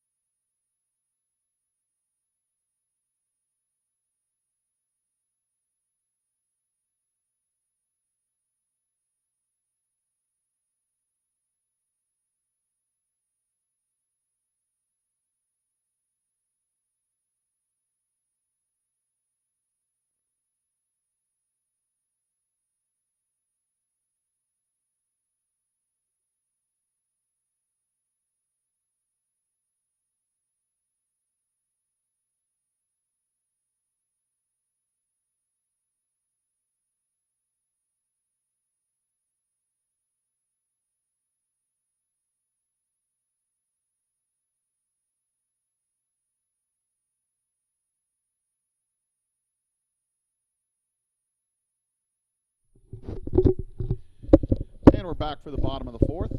Lions trail 8-5. It'll be Anton Meir, Ethan Mason, and Ryan Murray. Yeah, Chuck, after that last inning, you got to kind of like the spot you're in if you're the Lions. Yeah, kind of back in the game when it was looking pretty bad there when it was 8-1, but again, And then battling back here. They're in their bullpen. There's a called strike to Anton. Morris gets you through the fourth unscathed. First zero thrown up by the Lions so far in this ball game. And then you come back with the top of your lineup. Hopefully you can get a couple more. That ball's a curveball down. Yeah, Noah Bennington, the left-hander, took over last inning, and he's back for his second inning of work. And the two Lions lefties that faced him last inning both had good at-bats against him. Patrick rips the ball through the right side, and Clements lifts the sac fly into center. Ball's down, 2 balls, 1 strike. And again, with his control issues too, a couple walks, a couple hits, and stretch, pitch. That's a fastball high. 3 balls, 1 strike. So we need Anton on here. Get things started. Stretch. 3-1 pitch. And that's a called strike. Full count. Just caught the outside corner there. Nice pitch. That's a good take by Anton. Yeah, he's still going to get a fastball here on 3-2, so you got to do it again. Here comes the payoff fastball. That is called strike 3. And he basically did do it again. He painted the outside corner 2 pitches in a row. Credit to him for that. That'll bring up shortstop Ethan Mason. Ethan is 1 for 1 on the day with a walk and a run scored. Pitch, swung on and driven into center field. A base hit. Ethan continues to swing a hot bat. Ethan was actually beat on his hands there. Found a way to clear the barrel, open it up nice. Yeah, he almost looked like he kind of got jammed, but he was strong enough to get it out to center field. So that'll bring up Ryan Murray. Ryan will turn around and bat right-handed. Lyle looking up here at the press box, giving us a hurry up sign. I don't know what he's talking about. I don't know either. So Ethan with a pretty good lead at first. Ooh, almost hit him in the head. Had to bail out of there. First pitch way up and in. I think they're giving Ethan the one-way lead sign, trying to draw a throw, see if they can see what kind of move he has. You always want to see that lefty move as early as you can. He didn't pause. Yeah. Well, again, I think we might have got away with 1-2. So that ball, Ryan squared to bunt, ball 2. 2 balls, no strikes.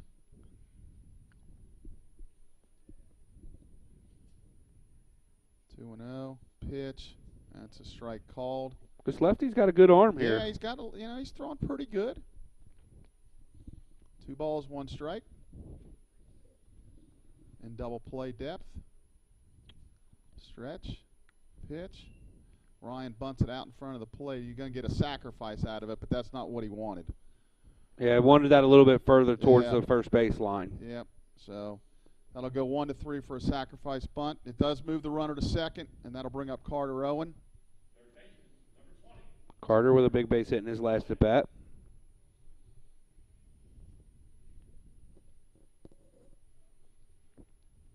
See if he can't drive in a run here. Stretch. That's a fastball outside. 1 ball, no strikes. Yeah, Ryan was trying to get that to third base. Just got too much of the pitcher. Now it looks like the weather's starting to change a little bit. It's getting really a little darker and really cloudy. Hopefully there's no rain in sight. There's a swing and a miss. 1 ball, 1 strike. And then flags continue to really, really blow hard.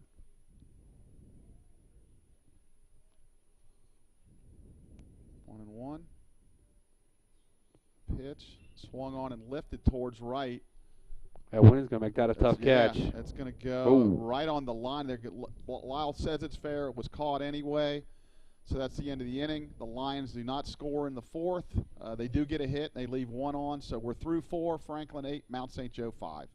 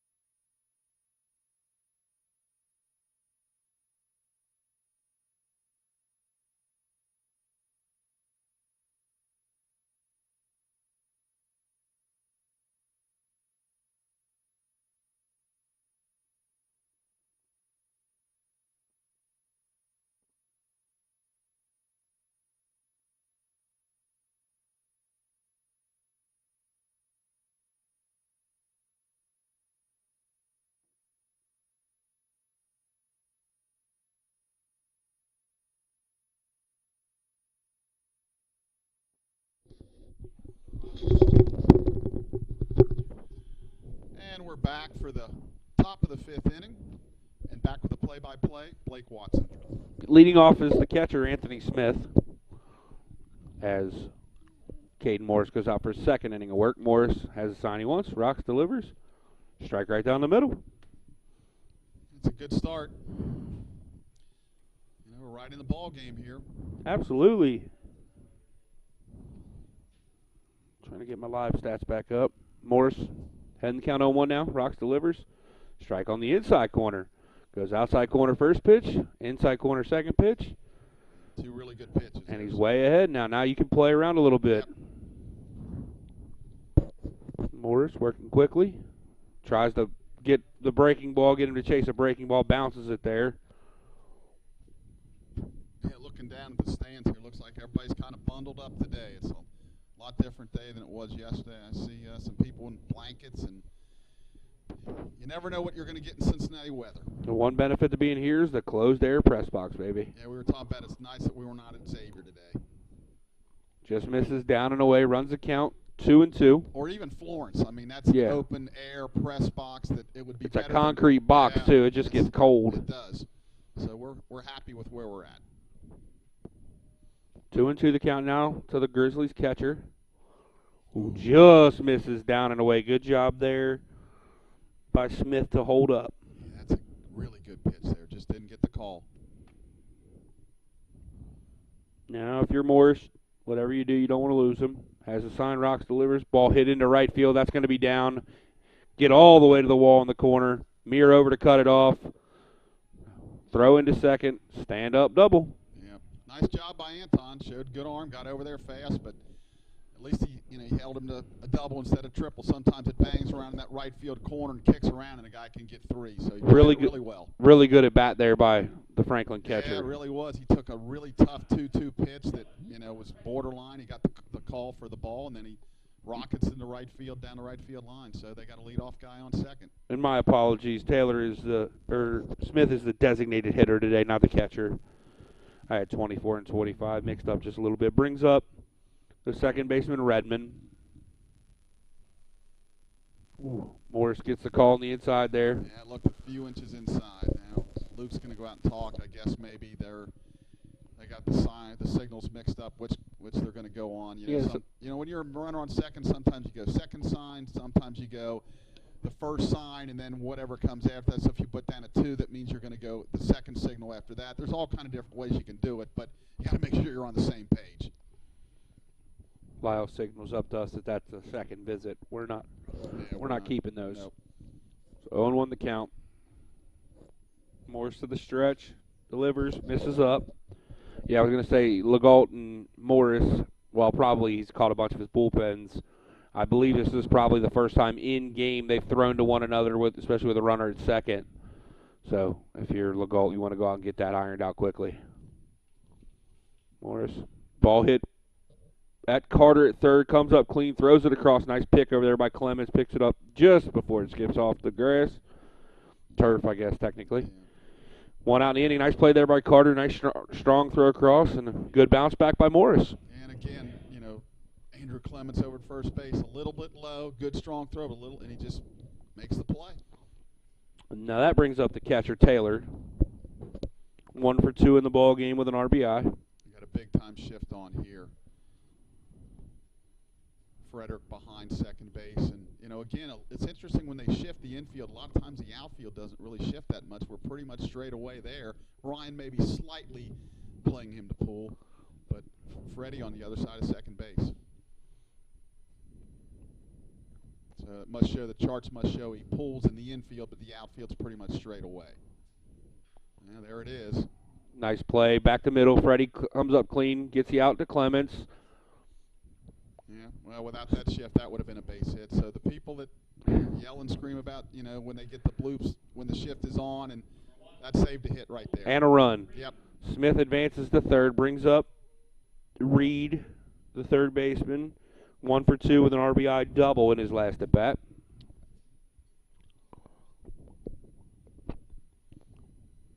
Morris, stretch, plateward, misses away.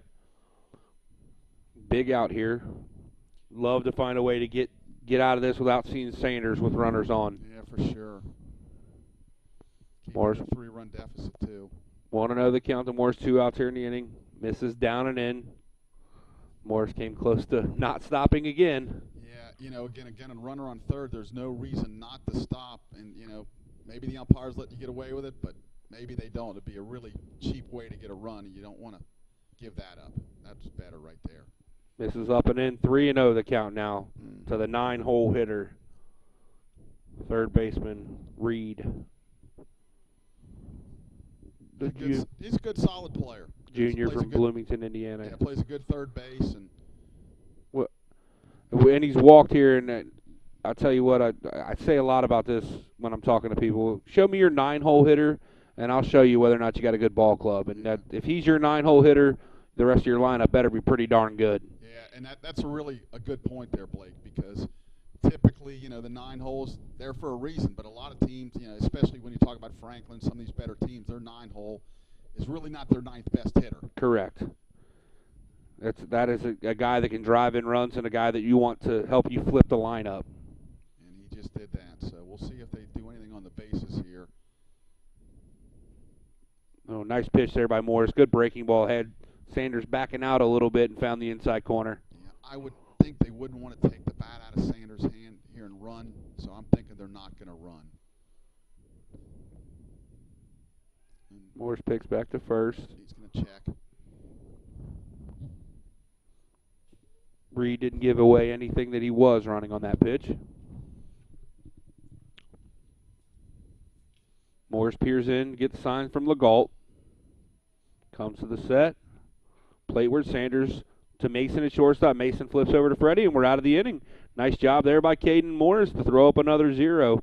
And the inning, Franklin does have a base hit. Strands 2. We'll be right back with the bottom of the 5th.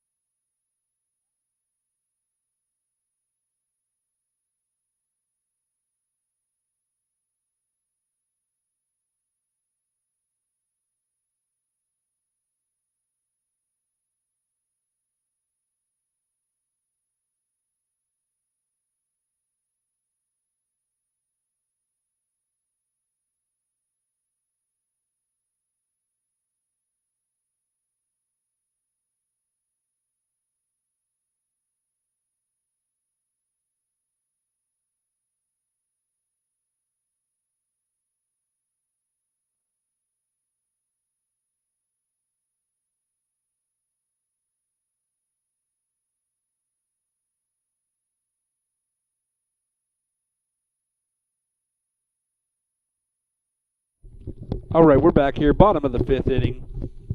Noah Bennington out for his 3rd inning of work for Franklin. Lions, Patrick Murray due up to lead off the game. Murray, Herbers, and Legault here in the bottom of the 5th. Patrick is 1 for 1 with 2 runs scored and RBI. Left a couple on base. Hey, you got the base hit off the left here, the first at bat. Hit it really well. Yeah. That swung on and, yep.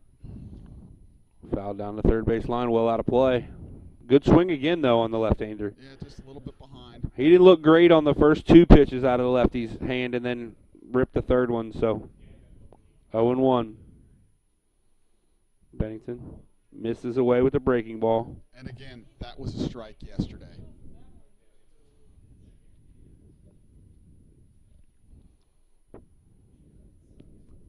Bennington comes to the set. Ball hit hard into right field. Just missed it. Yep. Goes as LaGuire goes over the line and makes the catch. Off the bat for a second, I thought he hit that really good. Probably down off the end just a touch. Just didn't quite get it. Brings up Tyler Herbers. He's kind of smiling. I think he knows he just missed it. Herbers 1 for 2 with an RBI in the ball game as well.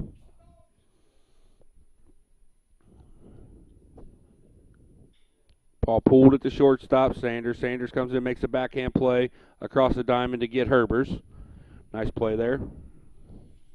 One thing I mentioned yesterday, too, I noticed it's a small thing, but Franklin, when they record an out, they do not throw the ball around the infield. They just get it right back to the pitcher.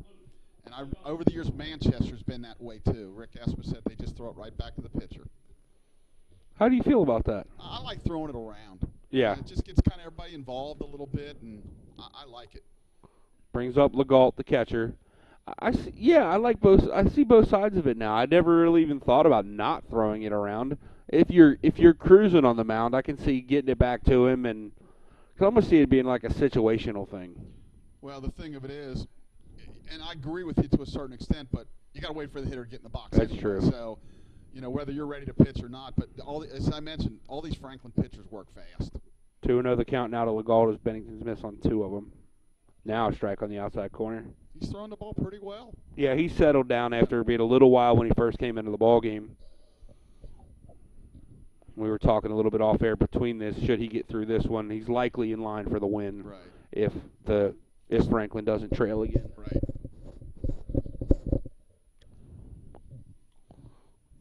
Legault 0 for 1 with a strikeout.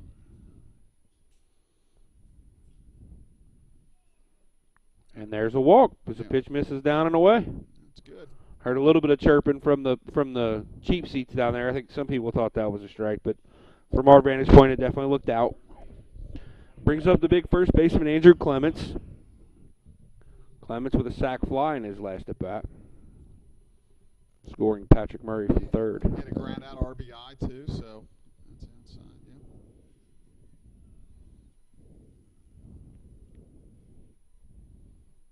We just can't seem to get a throw from him, so, and I don't blame him. I wouldn't throw either until I absolutely had to. Ball hit straight up in the air. Sanders out from his shortstop spot. Under it. The wind does some tricky things to that one, but he finds a way to make the catch. In the inning, no runs, no hits, no errors, 1 left on base for Lions. We head to the top of the 6th, 8-5 Franklin.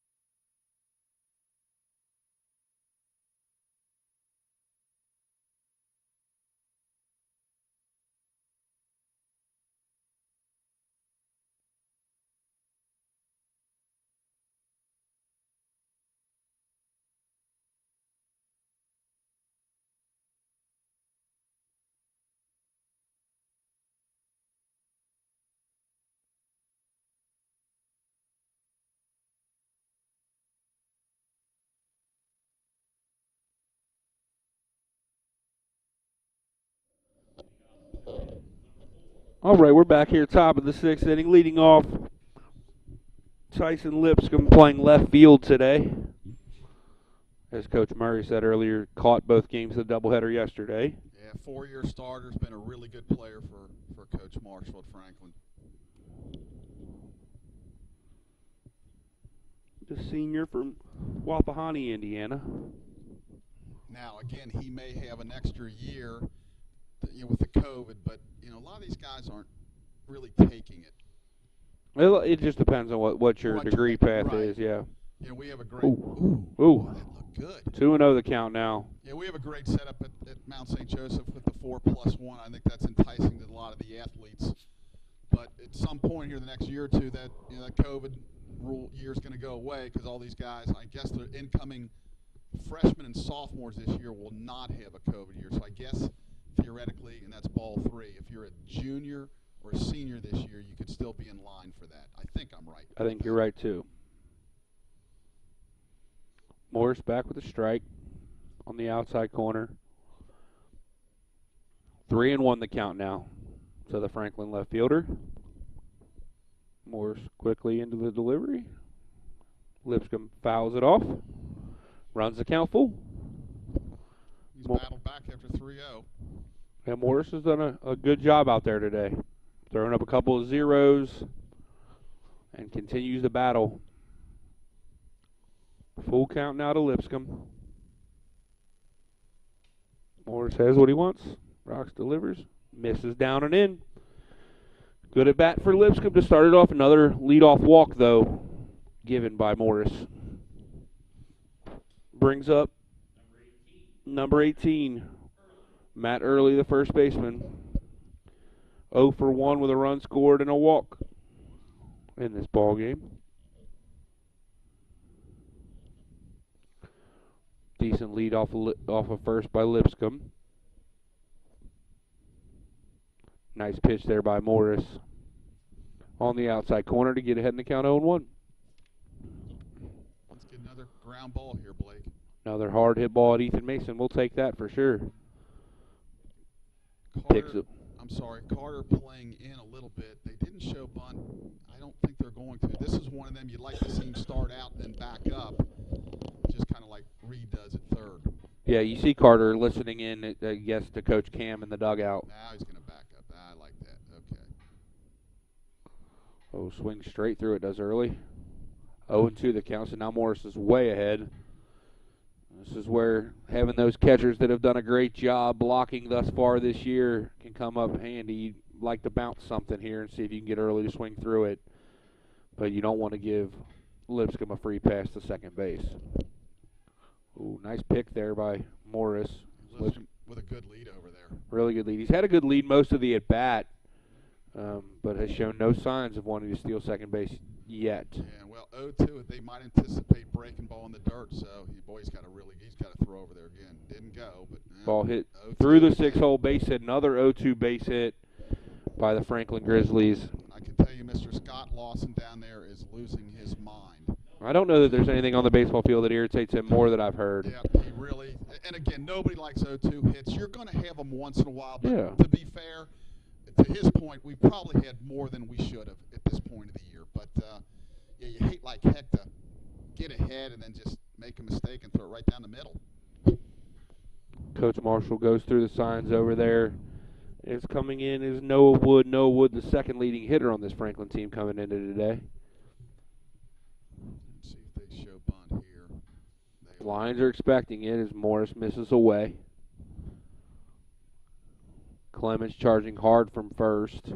Yeah, Carter has to read. He's opened up where he can see the runner at second and yet see the batter. So you got to let him bunt. You got to throw strikes here and let him bunt. Although with Clemens charging hard from first, I don't know how Freddie's going to get there. Ball hit into play, going to get into the stands in right field. Freddie was breaking towards first on that bunt coverage on that one. Yeah, I know they do coverages a little bit different than when I coached. I know with a man on first, the first baseman a lot of times stays. Now with the runner on first and second, he's deep now, so he can't cover the first base side. So let's see if they go back to the bunt or just let him swing. 1-1 the count. Letting him swing. Ball pulled down the third base line. Fair ball. Down goes Coach Marshall. Ball into the corner. It's going to go down as at least a double. A 2 RBI double there from Wood. And Franklin pushes her lead to 10-5. Yep. Just got past Carter. He's playing even with the base and just hugged the line. Nothing he could do. He made a valiant effort. So they're back to their scoring ways here, 10-5. Yeah, Carter made a great effort, perfectly placed. Not much you can do about that. Yeah, sometimes 2 foot to us either way. It's a double play, and it's just again that's baseball. brings up the right fielder, Jonathan LaGuire. McGuire with the homer earlier in the game. Yeah, if you not, we talked at UC, you can't see down in the corners, but it really gets tricky when this ball bounces around in those corners down there. You don't know which direction it's going to bounce. Yeah, these corners play tough with the bullpens right there, the extra different fences and different materials you have to be comfortable playing it against. So the left or right fielder, you got to really be conservative. You can't be too aggressive. It could really bounce away from you. Morris goes down a little sidearm there. Ball runs back in to LaGuire. 1-1 the count now. Hard to, again, we can't tell if anybody's warming up, so I would think you're emptying the bullpen today. You don't play again until Thursday. Morris misses down, 2-1 with the breaking ball. What Franklin has showed me so far this series, they can really swing the bat. They have two excellent starting pitchers. They're probably still searching for that third starter. And for them, probably it's imperative if they in the conference tournament, they probably win the first couple of games. Now, again, they could probably get in a hitting contest with you anyway and beat you 15-13. But their first two starters yesterday, even though we hit the first guy around a little bit, were impressive. Morris finds the outside corner to even count 2-2.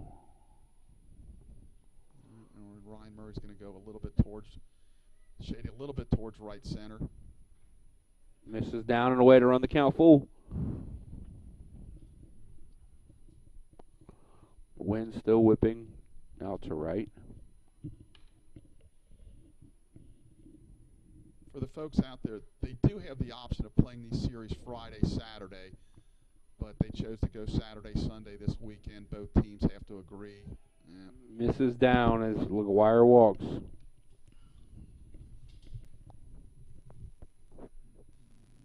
No stirrings in the Mount dugout. So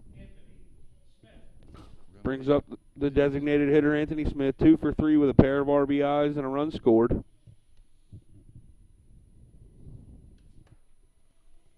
I think Caden's got a nice upside. He just, again, have to get stronger. He's going to have to make a better command of his pitches. Smith looks to bunt, pulls back. Called strike from Lyle Travis. Again, Carter opening up. Clements in front of the base at this point. Looks like they're selling out to try to get this out at third. Little slug bunt. Yeah. Legault tries the back pick. That was close. Yeah, nice play. Throw down to second, Ethan Mason. Oh, was that a strike or a ball? I thought it was a strike from here. I did too, but I think he called it a ball. It looked really good, but again, only one man's opinion counts. So 1-1 the count. Obviously, the batter thought it was a ball too. He pulled back, or at least he was hoping. Slug bunt again. He taps it. Oh boy, that's going to be tough.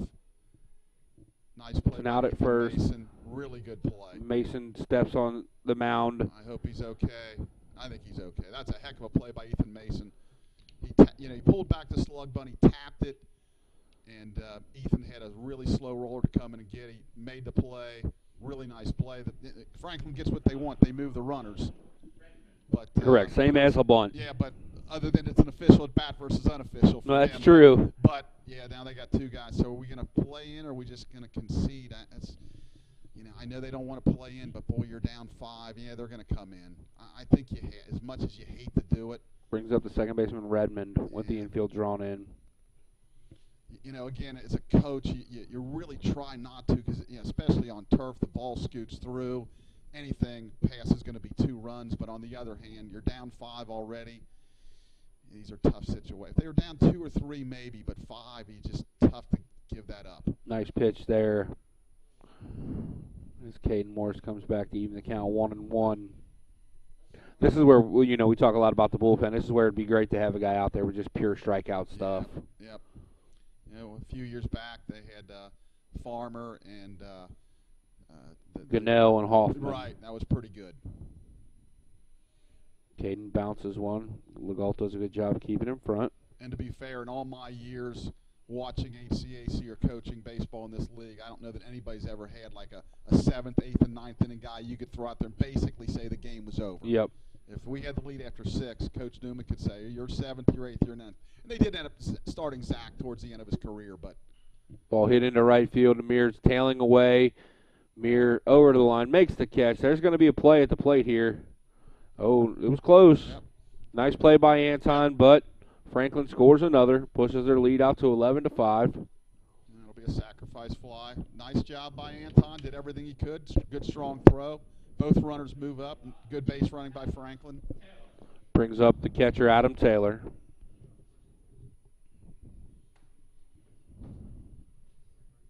Two outs now in the inning.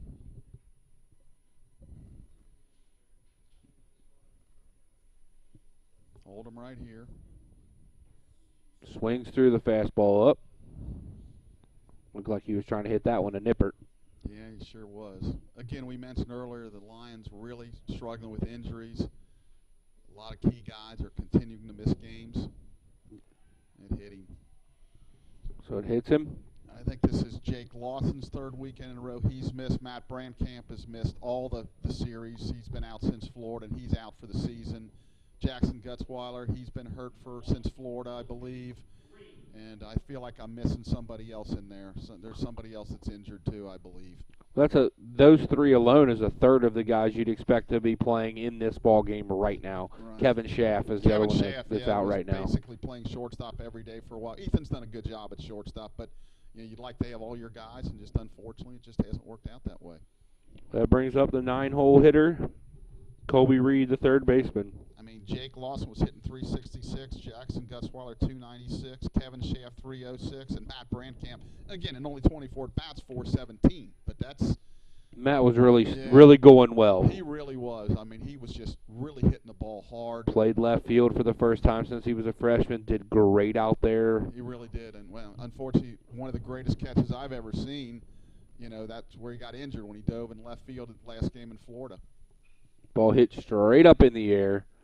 Clements into foul territory. Ball's going to hit the ground. That wind was playing havoc on that one. Can't make the play. I'd rule that a no play, but, boy, you'd like to see him catch it. With this wind, it's really tough to give an error on those kinds of plays.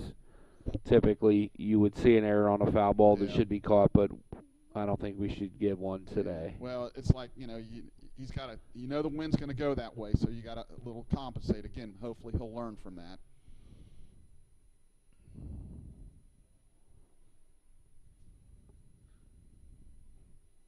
Misses away, delayed steal. Oh, and we were sleeping. The only thing I can figure is either we were sleeping or we were going to give him the base anyway. It's still a stolen base, but we were just going to give it to him and not throw. But, we had a shot maybe at the guy at 3rd if we full-arm fake. So if we were giving it to him anyway, how does it still a stolen base? Because when does it become defensive indifference? Because the game's still in – the game's not basically over. I mean, in other words, they're trying to score. We're still trying to stop them. In a game that's in the 9th inning or something, they get it, then it's indifference. Okay. So in that situation, we don't want them to steal second. But in the other cases, we don't care if they steal second when it's indifference, if that makes sense. It does, but it doesn't, if you know what I'm saying. Yeah, I mean, you can't penalize a guy for them not throwing to second base. Full count again, so I don't know how much longer they go with him. Full count, 2 outs here. Caden Morris to Colby Reed. 9-hole hitter and 3rd baseman. And he walked him. Oh, boy, A.J. Sanders with the bases loaded. That brings up the top of the lineup. A.J. Sanders, the shortstop for Franklin. Still no action out of the Lions dugout. Yeah, see, that's his 63rd pitch in less than 3 innings, and walked 4, hit a batter. Hit 2. Hit 2, so yeah. But Sanders is up there swinging at the first pitch. But if he can get this guy, again, 6 runs is a lot, but it's better than 9 or 10, so this becomes a really big out here. And unfortunately, I have to mention, we do play run rule here, 10 after 7, so if they get an extra base hit, they're awful close to that mark. Just misses down and away does Morris to even the count 1-1 to the junior shortstop. Clayton, Indiana, Cascade High School. A lot of small high schools in Indiana, and there's always some good players on them schools. Reach in and grab them. Misses down, 2-1 to count.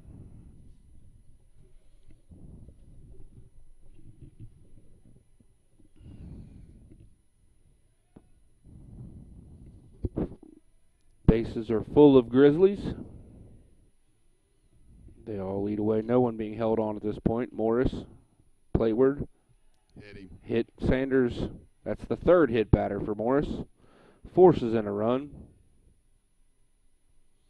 As LaGuire comes in to score. Okay, Coach Doris is going to go to the man. I would assume he's going to make a change. Maybe we got our freshman lefty down there warming up. I'd like to see this matchup.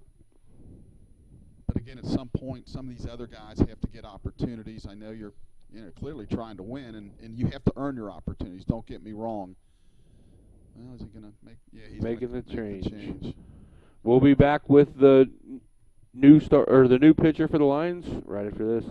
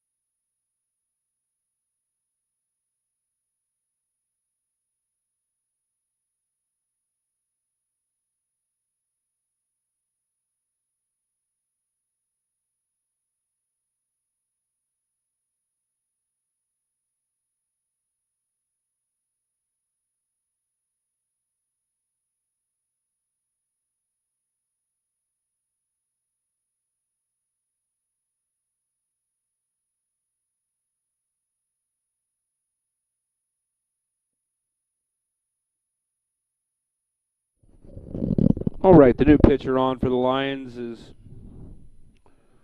Ryan Caulfield, left-handed sophomore from Sydney, Ohio, being called on. Yeah, he pitched 2/3 of an inning yesterday, Blake, and got him out and lowered his ERA to 2.57. This will be his 8th appearance of the year. Lefty versus lefty matchup is Tyson Lipscomb, the left fielder, steps in. Bases are still loaded. Caulfield, strike on the inside corner. Yeah, nice pitch there. Basically, the outfield's pretty straight up. Patrick's pretty deep and left. I think I'd be a little bit more shallow with the left-on-left matchup. I don't think he's going to hit one over your head. Caulfield, ball pulled foul of first base. Off the bat of Lipscomb. So Caulfield now way ahead 0-2. Here's that 0-2 again. Yep.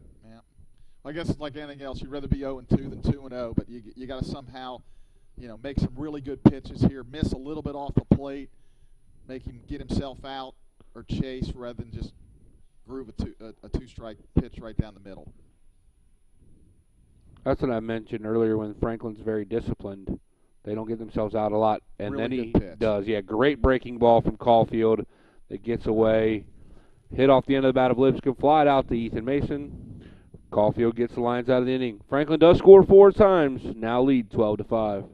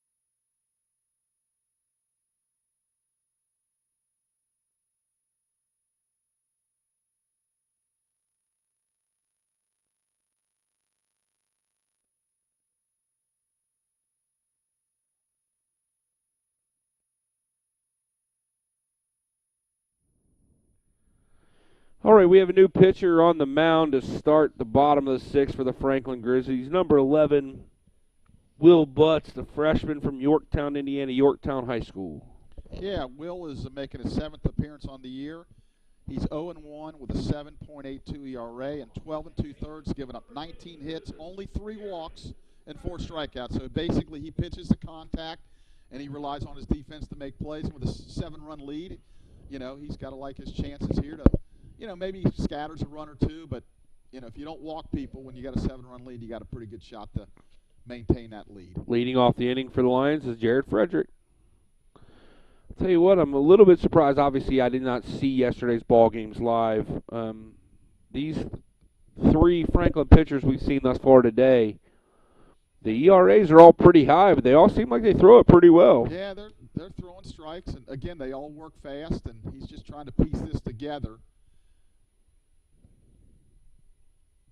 That's inside. Now, if you get into a tournament situation, you're playing 3, 4, 5, 6 games in 3 days, boy, I don't know if they're going to have the pitching to be able to do that. Yeah. They're going to have to be in the winner's bracket. Ball hit hard down the left field line, over the head of the third baseman, into the left field corner. Freddie, the ball kicks away from the left fielder. Freddie coasts into second base with a stand-up double. Good start. Yeah, good For start. the bottom of the 6th for the Lions. Very good start. So, yeah, you know, with 6 teams in the tournament, the way the standings are now, there's a long way to go. They got a chance to get a bye in that first round. Right. But when you get to if you're lucky enough to get to the winner's bracket final, I think they almost have to win that. I mean, I don't know if they can hit. And I guess, like I said, you know, with all these teams in the tournament, those last few games are going to be 18 to 15. I think it's nuts, but they decided to go to 6 teams. Brings up the Lions right fielder and leadoff hitter Anton Meir as Freddie stands away from second with nobody out. And Butts, first pitch fastball for a strike.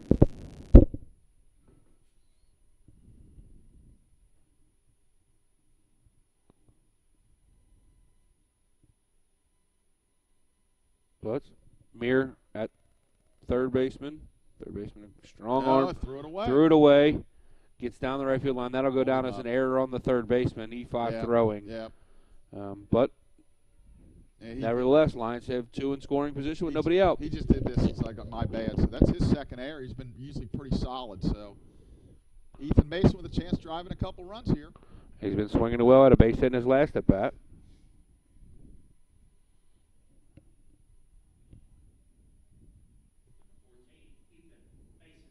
The Lions shortstop 2 for 2 in the game with an RBI or with a run scored and a walk. Ahead in the count, 1-0. Yeah, shout out to Lyle Travis behind the plate. He's done a pretty good job with balls and strikes. We're always going to question a few, but he's done a pretty good job. Misses down, does Butts. 2-0 the count to Mason. Now, as excited as he wants to be swinging here 2-0, you got to make sure you get your pitch. You're down 7 runs and get something you can handle here. Ball hit hard right to third baseman. He's out. Oh, Freddie dives back in. Boy, he hit that ball in the nose. He got a good 2-0 swing, and Freddie barely got back. That's exactly what you talked about. You be ready for a pitch. Mason got the one he wanted, hit it hard. What are we talking about? Right at somebody. Yeah, that's baseball. That is baseball. That brings up the center fielder, Ryan Murray, 0 for 2 with a run scored in today.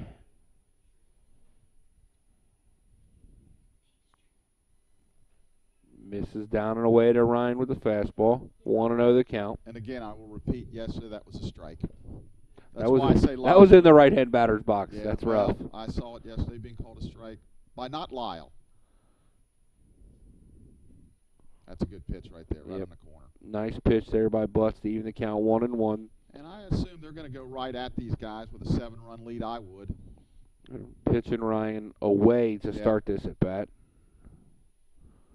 Oh, misses up and in. Yeah, it looked like a changeup. Yes, it did. Looked like he took something off, and it actually looked like it fooled Ryan a little bit and just missed up. Really did. 2-1 the count. Misses away 3-1. Yeah. Yeah, it seems like the book on Ryan in conference has become throw him away when he's on the left-hand side. Yep.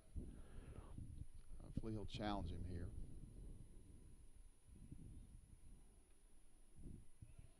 Outside corner, nice pitch there by Butts. The run the count full. Really good pitch. Yeah, good take. It's Absolutely. You're down 7 runs. You want to get something you can handle. Full count, 1 out. Ball hit straight up in the air. Going to get over the... Oh, actually landed on top of the press box. That might be the first one I've heard land on top of this press box in all the games we've done here. Yeah, a couple went behind yesterday, but yeah, that one... Actually here hit the ceiling. So count remains full. Meir leads away from second. Freddie from third. Ryan walks.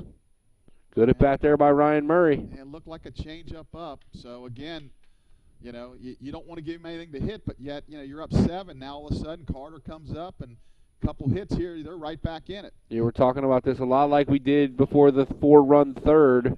You're a base hit from being back in this ball game again. Yep. Still in the middle innings. And I'll tell you, Carter has swung it about as well as anybody has all year, from game 1 to game, whatever today is, 25 or 26 or whatever we're at, 24. Because his average is really good, and he's hit a lot of balls right on the nose at people. Carter heading the count 1-0. Nice pitch on the inside corner. It looked like a little two-seam fastball. Hit a little bit of run back towards Carter.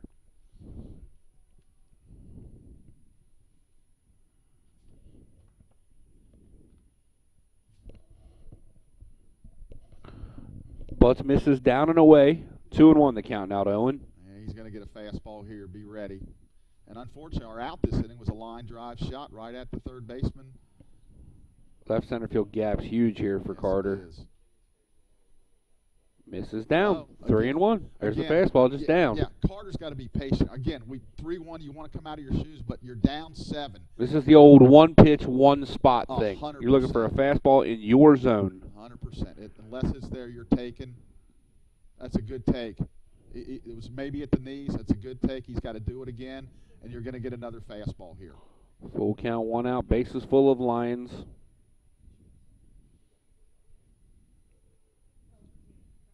Carter chokes up just a touch. Ball in play at the third baseman. He's going to step on third, go across. 5-3 double play. Tough luck for the Lions. And unable to score there in the bottom 6, although they had the bases loaded with just 1 out. We'll be right back. Top of the 7th.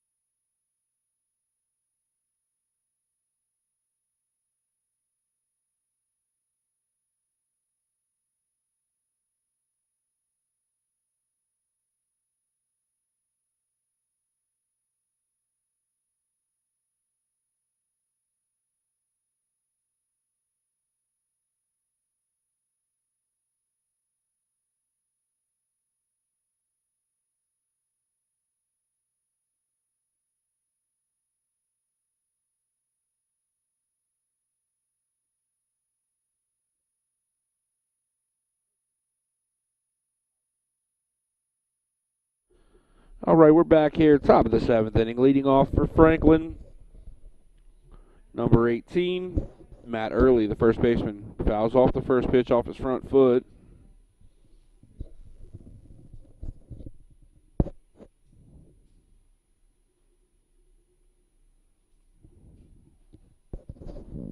Lyle Travis wants to get rid of that ball. Caulfield wants to keep it. He likes it, so Lyle's going to walk out and check it out.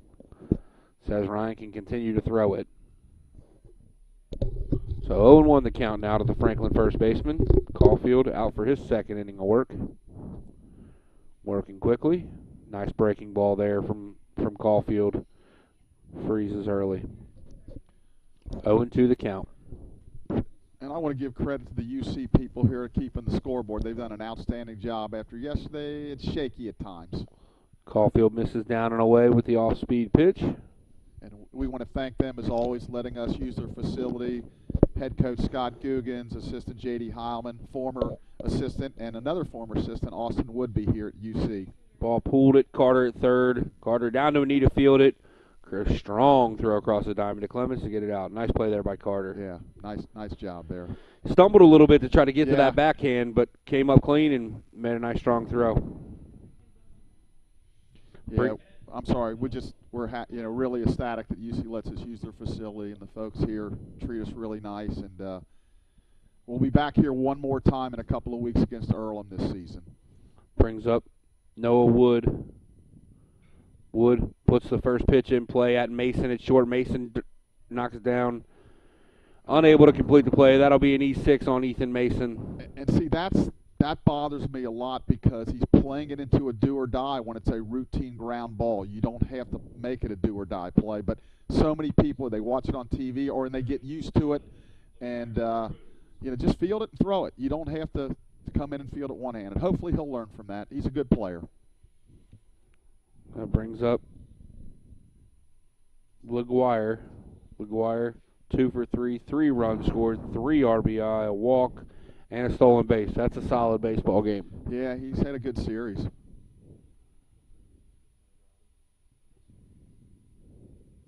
Caulfield picks the first. And we're still in that danger area. If they get 3 runs and we don't score, it could be a run rule. So, you go back from down 7 with a big hit, maybe you get within 2 or 3 or 4, and then all of a sudden you're in trouble here. So Caulfield, nice breaking ball. Freddie was cheating to second base. Ball finds a way through the hole. Wood goes first to third on the LaGuire base hit.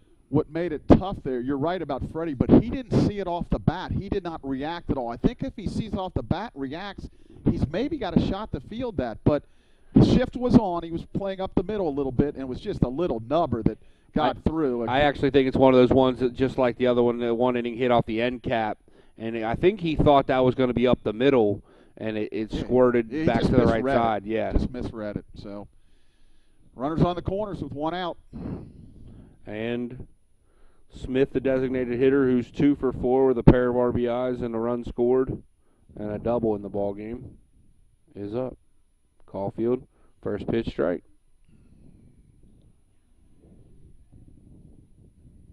So an error and then a ball that probably, if Freddie's playing straight up, could probably be caught, could be out of this inning. Once again, Caulfield's still out there throwing extra pitches. LaGuire gets a big jump. Legault throws straight through. Freddie unable to pick it, but Mason does a good job of backing him up there, so give LaGuire another stolen base. Yeah.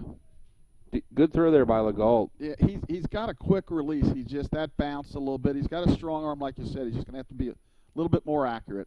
And Caulfield's probably not the greatest guy to throw with on the mound, too. He's a little bit deliberate to the plate, doesn't have super high velocity. Just outside. 2-1 the count now. Yeah, the infield's going to play, and I always thought, when the infield's in, you should throw out of the stretch, but he's going to go for the full windup. That lets him get a walking lead at third. Bounces the breaking ball. 3-1 the count now to the designated hitter, Smith.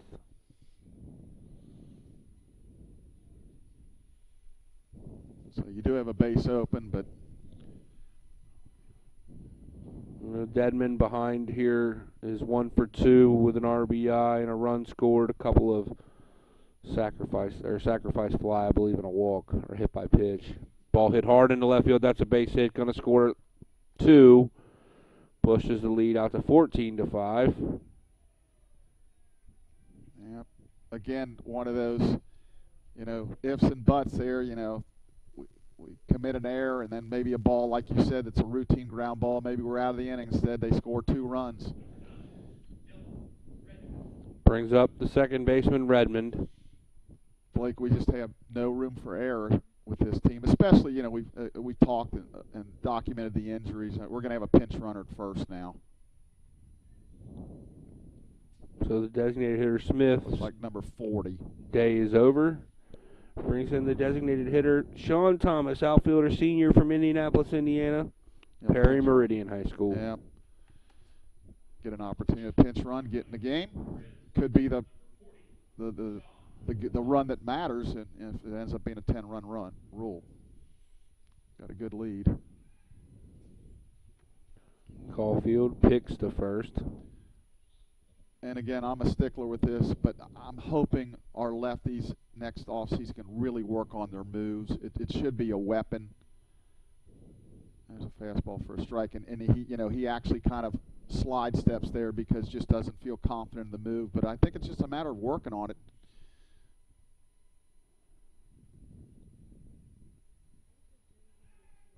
That's a pretty good move right there. That's one of them where, you get in front of a mirror all winter and you kind of, you look, you want to try to mirror the same if you're going home or to first. Well, in our day they had to use a mirror. Nowadays they just record themselves with their flipping phones. Ball hit into foul territory. That's amazing. Off the screen. That without the wind, Yeah. that's going to be where the Cincinnati Bearcats say in front of the dugout. It just lands right in the over. second row of the stands. Crazy. So 0-2 the count once again to the second baseman Dedman, who's had a fantastic game defensively. He made a couple really good plays out there. He has. Got him. Picked off at first base is Sean Thomas for the second out of the inning. Coach Marshall's upset because he knows that's the 10th run there. And I was actually going to ask you before there was 2 strikes, if you know the way you know Lance, if you think he's considering bunting the runner over at that point. Well, try to get into that mercy rule. Yeah, I think with no outs he might have. With 1 out, I think he was swinging. There goes Ryan with that quick pitch. But it's embarrassing kind of as a pinch runner. You go in and get picked off. And I don't think that's the reason they put you in there. Not likely you're going to get that call again in the next time. But it was a good move by Ryan. I'm happy and glad to see that. So 1-2 the count. He disengages. He's going to step back on.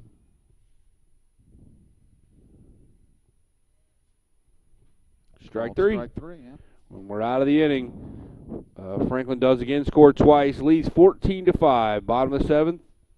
We'll be right back.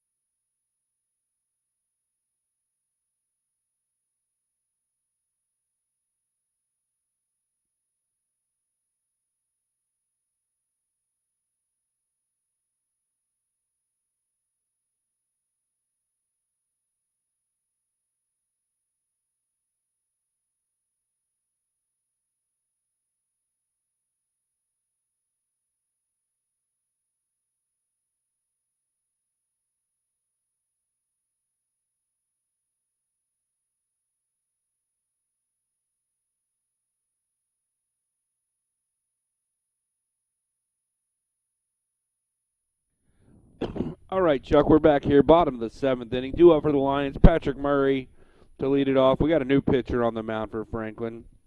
Number 7, Gavin White, the senior from Kokomo, Indiana.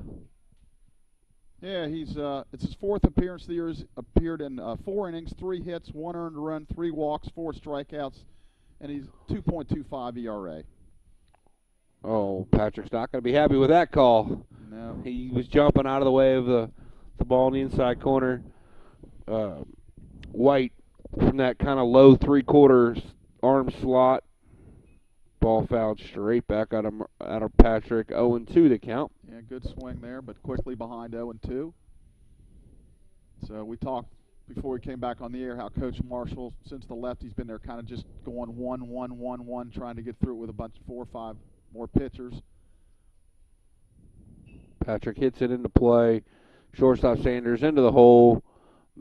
Makes the play. Patrick beats it out. That'll go down as an infield single for Patrick. Yeah, I think that would be he had to get rid of it all at once, and that's a good start. Perfect throw gets him, but he had to kind of throw off balance and. Yeah, Sanders had to go to his right. It would have been a really tough play. Brings up Tyler Herbers, today's designated hitter. Herbers 1 for 3 with an RBI. We talked how Tyler's been swinging the bat a lot better. Boy, when he was coming out of Florida, I think he was on the highway batting the 140s or 50s. He's really done a nice job recovering. That ball's hit hard into left field. On a normal day with normal wind, it might be out of here. But that is getting beat back. My goodness, Lipscomb he killed that. Yeah, he hit that really, really good. Lipscomb had to go back and then came back in on it. Yeah, Tyler's just shaking his head like, I killed that. It just didn't go anywhere. So, yeah, the wind really, really pushed that back. Brings up the catcher, number 51, Luke Legault. Legault pops straight up. Wind might carry that probably to Oakley. Yeah, into the construction area for sure. Legault 0 for 1 with a walk and a strikeout. Ooh, lost down. Even as the count 1-1 to the Lions freshman catcher.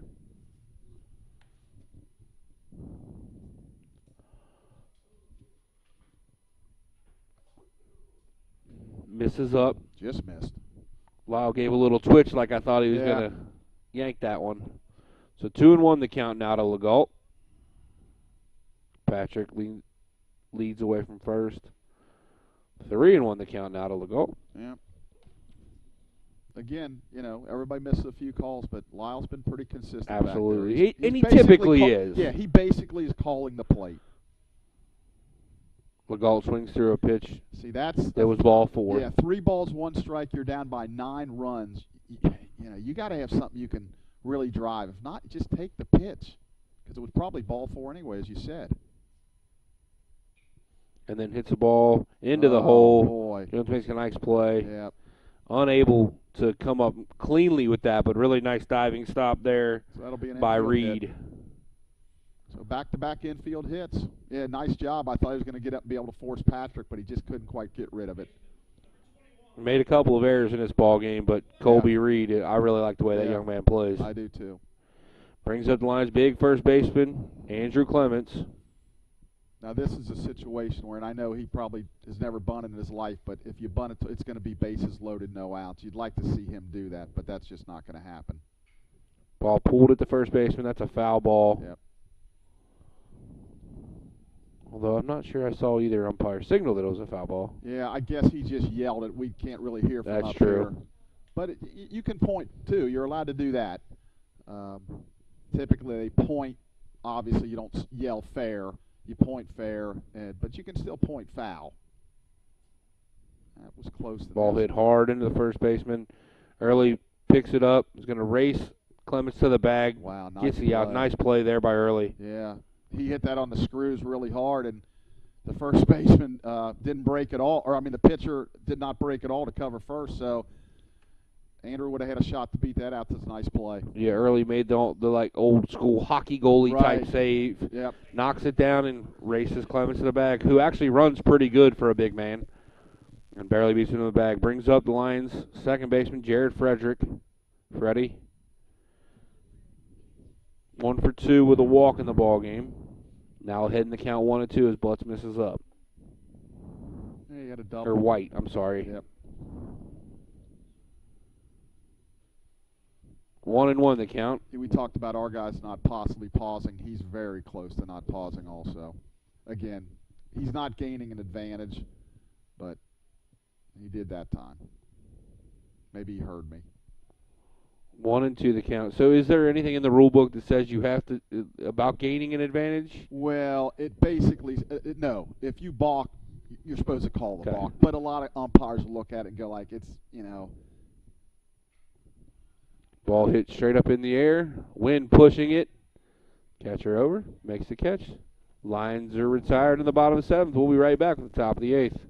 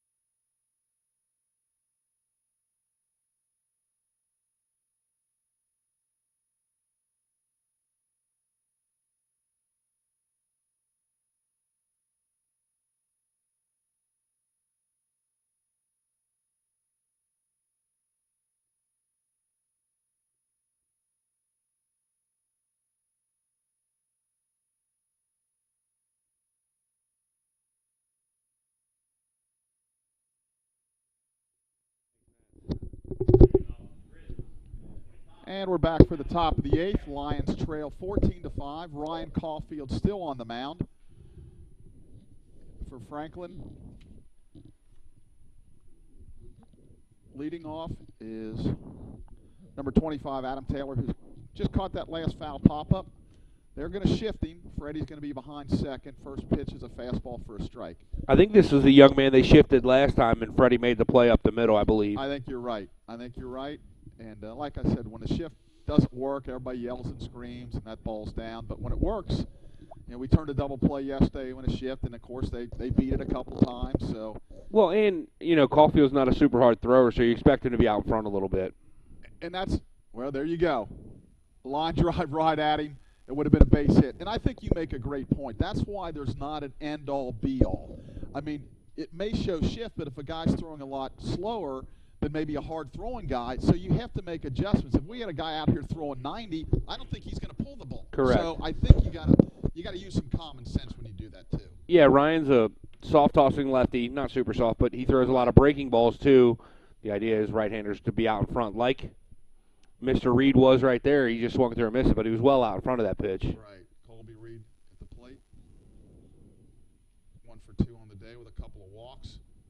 That swung on and fouled off the screen. But, yeah, I think that I'm glad we brought that up. That's a great point, that it's just not an end-all, be-all. It depends on situation. And is the guy just trying to move the ball? Is he in a hitting spot? 3 balls, 1 strike. Is the guy throwing hard? Is he not throwing hard? All those things, I think, come into play. Your outfield, there's that quick pitch again, ball outside. Your outfield, they could play in the shade. It just depends on that situation, too. Ryan's out of the windup. He's one of the only relievers today that is using the full windup. And he throws from the third base side of the rubber. Curveball just misses down. 2 balls, 2 strikes. Big shout-out to Phil Gilmore and the women's golf team who just won first place at the Spalding Invitational. Just got the text from Phil. Awesome. Congrats to the ladies. It's fouled off down the right field side. And as we mentioned earlier, and we'll mention it later, but the Lions next in action Thursday night at Miami Hamilton. It's a road game, but looks like we'll be there to score it and probably stream and announce it. So tune in for that one, and then we go to Bluffton on Saturday, and Bluffton will have that stream.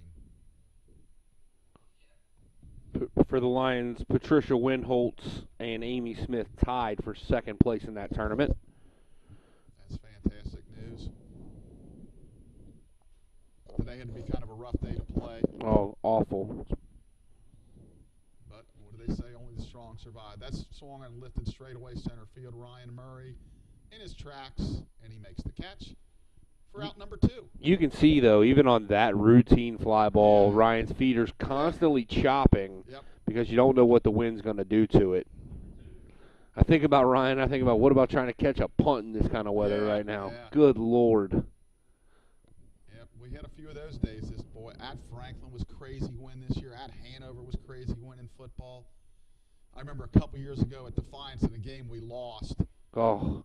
It was the win was. I remember Jerry Porter in pregame kicking 60-yard field goals, and it was 20 yards past the goalpost. I mean, he had a strong leg, but it was crazy. Every once in a while, I run into my boy Chayton Tomlin. He does not like when I talk about that day. Yeah, it was a tough day. 1 ball, 1 strike as that pitch drops in there. Sanders, the leadoff hitter for Franklin. Yeah, very fantastic good player. Change up, fouled off. 1 ball, 2 strikes. Yeah, that's. I'm always on Coach Hop about trying to take the win in the 4th quarter. I don't think he listens to me, but the football team had an excellent season at 10-0. Lost the first-round playoff game, but had to go on the road. Was undefeated at home. Beat Rose Holman for the HCAC championship in a day I think we'll all remember for a long time. And that ball is fouled down the right field line. A lot of memories from that one. Caulfield went with that quick pitch once again. He did. 1 ball, 2 strikes. The count remains. Be funny if he added the Johnny Cueto, Louis Tiant turn too. Every once in a while you go quick, then you go very slow. Ball pulled through the 6-hole. Yep. Left field, another base hit. So A.J. Sanders making a case for potential player of the week here because, as I said yesterday, he had 3 triples in 1 game, and he's going to come out of this with some outstanding numbers this weekend. That'll bring up Tyson Lipscomb. We'll have a little lefty-on-lefty matchup. And we mentioned he's in left field today after catching yesterday. Showing off that strong arm. Yeah, and we want to make sure that Sanders doesn't score from first because if we can allow them not to score, we're guaranteed of playing 9. But if they score here and we don't, it could be over. So I know 9 runs seems like a crazy amount, but you never know. Until you get that 27th out, you always got a shot. Pitch swung on and fouled down the left field line. Can anybody get to it? No, it's just going to hit the front part of the stands there, the brick in front of the bleachers. Carter was there to make a play. If that ball would have been a foot shorter, he might have caught that thing. To be honest with you, when it was hit, I thought it was way foul. But again, the wind blowing left to right almost brought it back. So now umpire David Blanchett wants to take a look at the ball, see if there's any big marks on it. That cracks me up because if they throw it out, then the next it's coming back in. This isn't Major League Baseball unless it's really, really cut. So let's see what happens here. One of the players can't make out who that is. He's kind of looking at it. It's definitely a pearl. It's nice and white. So no balls, 1 strike, 2 outs. See if A.J. Sanders is off and running, and it's a tough situation. You don't want to appear like you're running up the score. That's balls in the dirt. Having said that, trying to save your pitching. Yeah, I'm sure Franklin would like to get out of here in 8 innings. But it doesn't look like Coach Marshall's going to run here or give the signal for A.J. to run. He's got a short lead at first. 1-1. Curveball drops in there for a called strike 2. Really nice pitch there by Caulfield. Yeah. 1 ball, 2 strikes. His breaking ball is really good, but it always looks to me like one, if I'm a left-handed hitter, you can sit on and wait for that thing. You could do some damage with it. 1-2 delivery. That's way outside. So if Franklin holds on here, they will remain atop the HCAC baseball standings. They've only had 1 loss. They lost 1 game the first series against Transylvania and swept every series since. So they've got. Was that a 2-game series between them and Transy or 3? It was a 3. Transy actually won the first game 11-0, and then Franklin came back and won the next 2. So again, what I've seen so far, I think Franklin and Transy are the 2 best teams. Rose is a close third, and then everybody else kind of falls in line. So theoretically, we're technically finished with the 3 toughest teams in the league. Pitch, full count, he goes, swing and a miss. So that's the end of the inning. There's no runs, 1 hit, no errors, 1 left. We're in the middle of the 8th. Franklin 14, Mount St. Joe 5.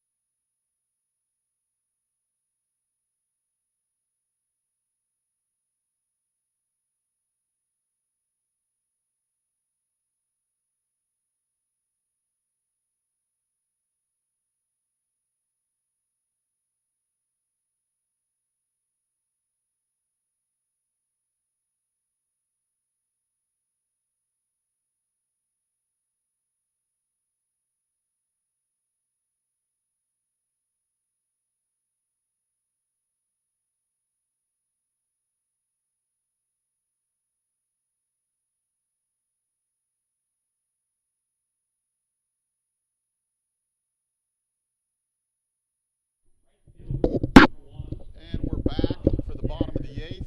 It'll be Anton Meir, Ethan Mason, and Ryan Murray. The new pitcher is number 15, Mason Rollman. left-hander that has no statistics, so we're assuming he was either hurt or just his first opportunity to get in the game. That ball almost hit Meir way inside, so he's getting his first opportunity. The freshman Rollman is listed as an outfielder pitcher, lefty from Indianapolis, Indiana. Does he have any at-bats? No, this is probably his college, his first time on the field for a college game. I don't see that he has any at-bats either, so Coach Marshall trying to give him an inning and get his feet wet. The 1-0 delivery, that's inside, ball 2. 2 balls, no strikes. I would assume Anton's taking here. On deck, Ethan Mason, Ryan Murray to follow. And that's a called strike. He looks like he's throwing okay. Blake, Yeah. looks like a low 80s guy. And From the left side Yeah. at this level, low 80s guy is pretty good. yeah, looks fine from here. And he's going to bunt for a hit. And he's got a shot to beat that out, and he's going to beat it out. I think he made a mistake there. He's got to let that go. At least hope it goes foul, because as soon as he's got no shot to throw him out. Yeah, young man's first time on the mound for Franklin. Got to hope that he'll learn from that mistake there. I don't think that ball was going to roll foul, but you never know. Right. He's got no shot the way he fielded it, so that'll bring up Ethan Mason. Ball down low, 1-0.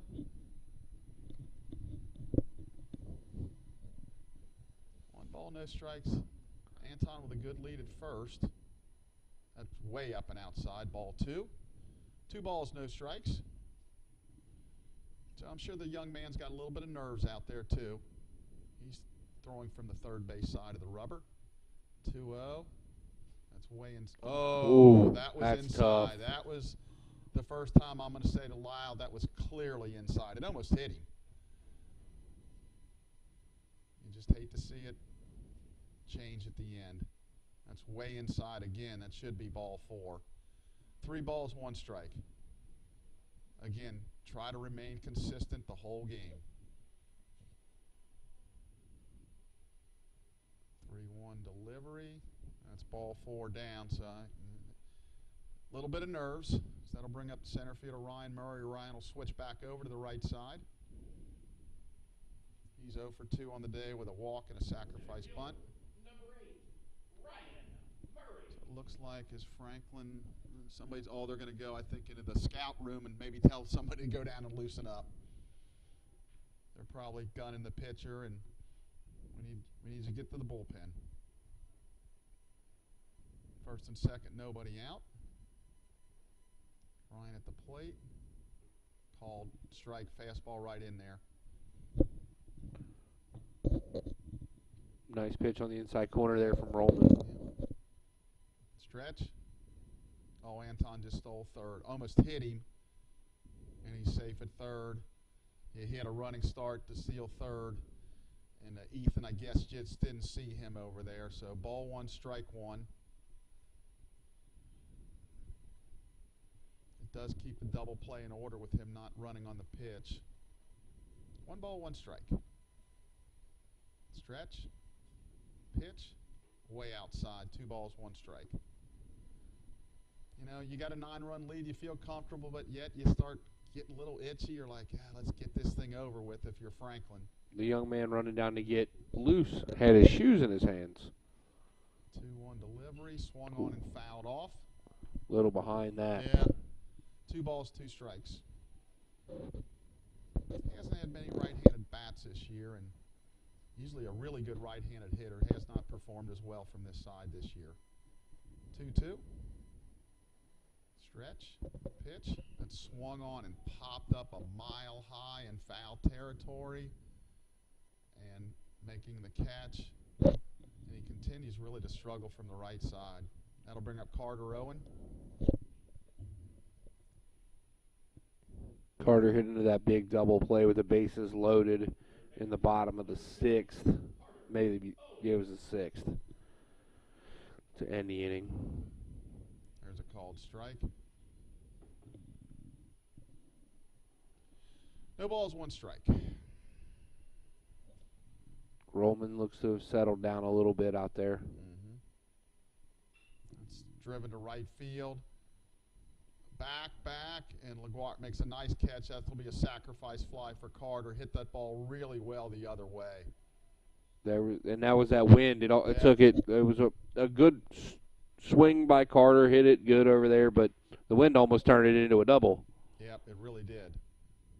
So that'll make the score 14-6. That'll bring up Patrick Murray. Patrick 2 for 3. The run scored and a walk. Stretch, pitch. That's a called strike on the outside corner. Pretty good pitch there.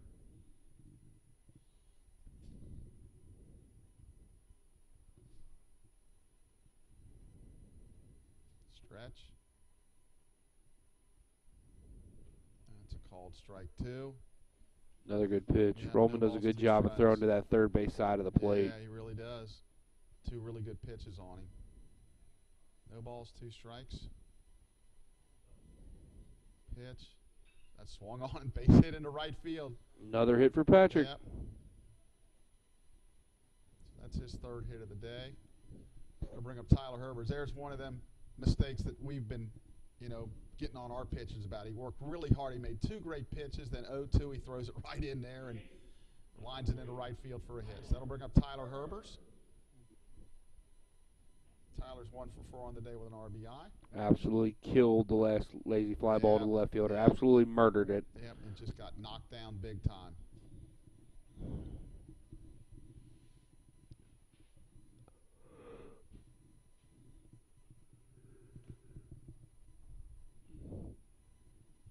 Two 2-0 the count to Herbers. He's way ahead now. Yep. Well, it's a shame. We had a really chance, and we still do, to have a really big inning here, and Carter hit his ball in the nose. And swung on and lifted. That might drop. That wind's going to push drop. that. Yep, Yeah, base hit. Kick. We're going to get an RBI here. Herbert's going to hold it first. Patrick's going to go all the way to third. So just a little inside out bloop down the right field line that stayed fair by about a foot. That makes it 14-7. So all we need is a touchdown and a 2-point conversion to pull this one out. I think if we score a TD, we go for 2. I 100% go for 2 there.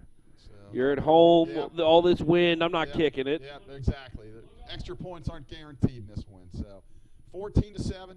I want to know what we're talking football. I'm curious what Ayler's opinion is. You going for 2, Jake?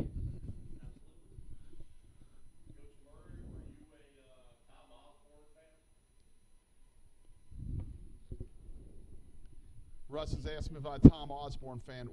Back in the day, they could have kicked for the national championship and won it, and they went for 2 and didn't make it.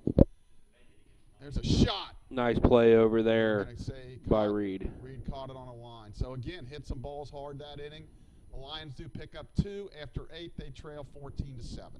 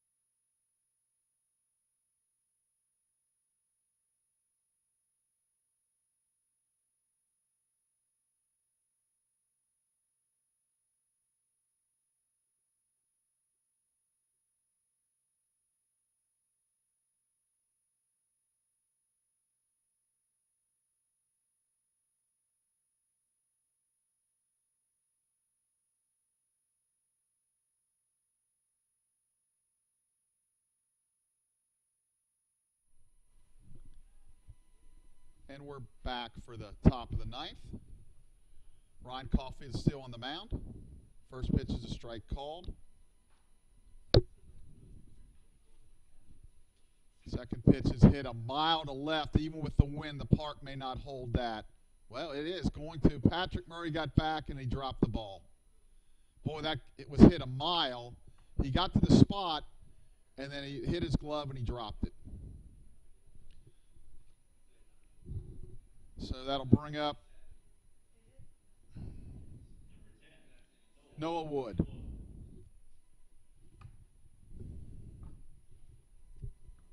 Did you see that, Blake?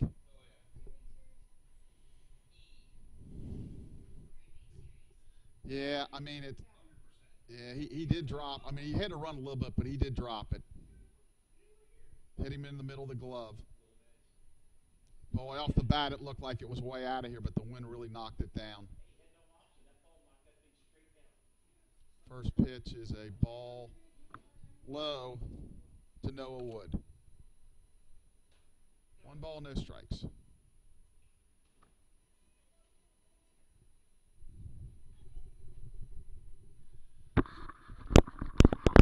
Pitch is down. Yeah, we're discussing the last play. He did go a little bit, but boy, he got there, and the wind knocked it down, and he did drop the ball. So. Yeah, I mean, the weather considerations are definitely a factor, but he definitely got the spot because he was able to basket catch it almost, and it was fully in his glove and then fell out. Yeah. I think you gotta call that an error. Curveball drops in there for a strike.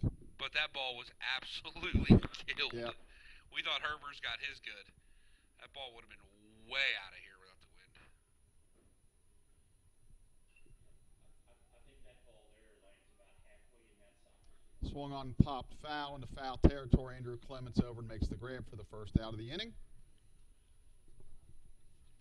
So that'll bring up number 30, Jonathan LaGuire, having a good day. 3 for 4 with 3 RBIs and a walk after a good day yesterday. So he's having a good weekend too.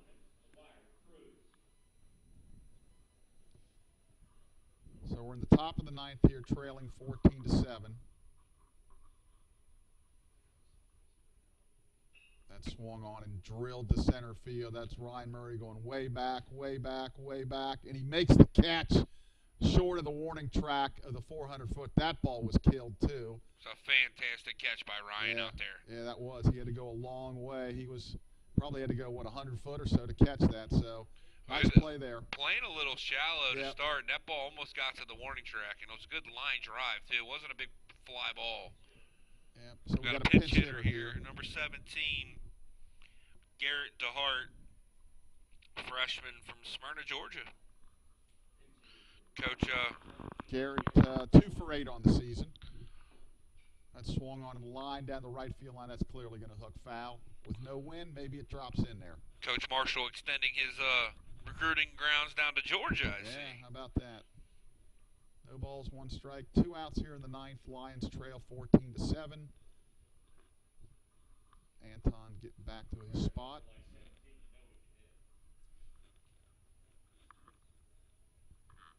Line, pitch. Breaking ball stays in. 1 ball, 1 strike. It's a good spot to miss there for Caulfield. Buried on the back foot. Yep, not a whole lot he can do. All he can do is hit it foul. Nice pitch. On the hands. 1 ball, 2 strikes. Well, I was hoping maybe we'd see another line relief pitcher or 2, but Ryan's done a nice job, and we'll see some of them guys maybe on Thursday night. Pitch, slow curve. Again, just that's all he could do. He fouled it to the third base dugout off the screen, the protective screen in front of the dugout. Count remains 1 ball, 2 strikes.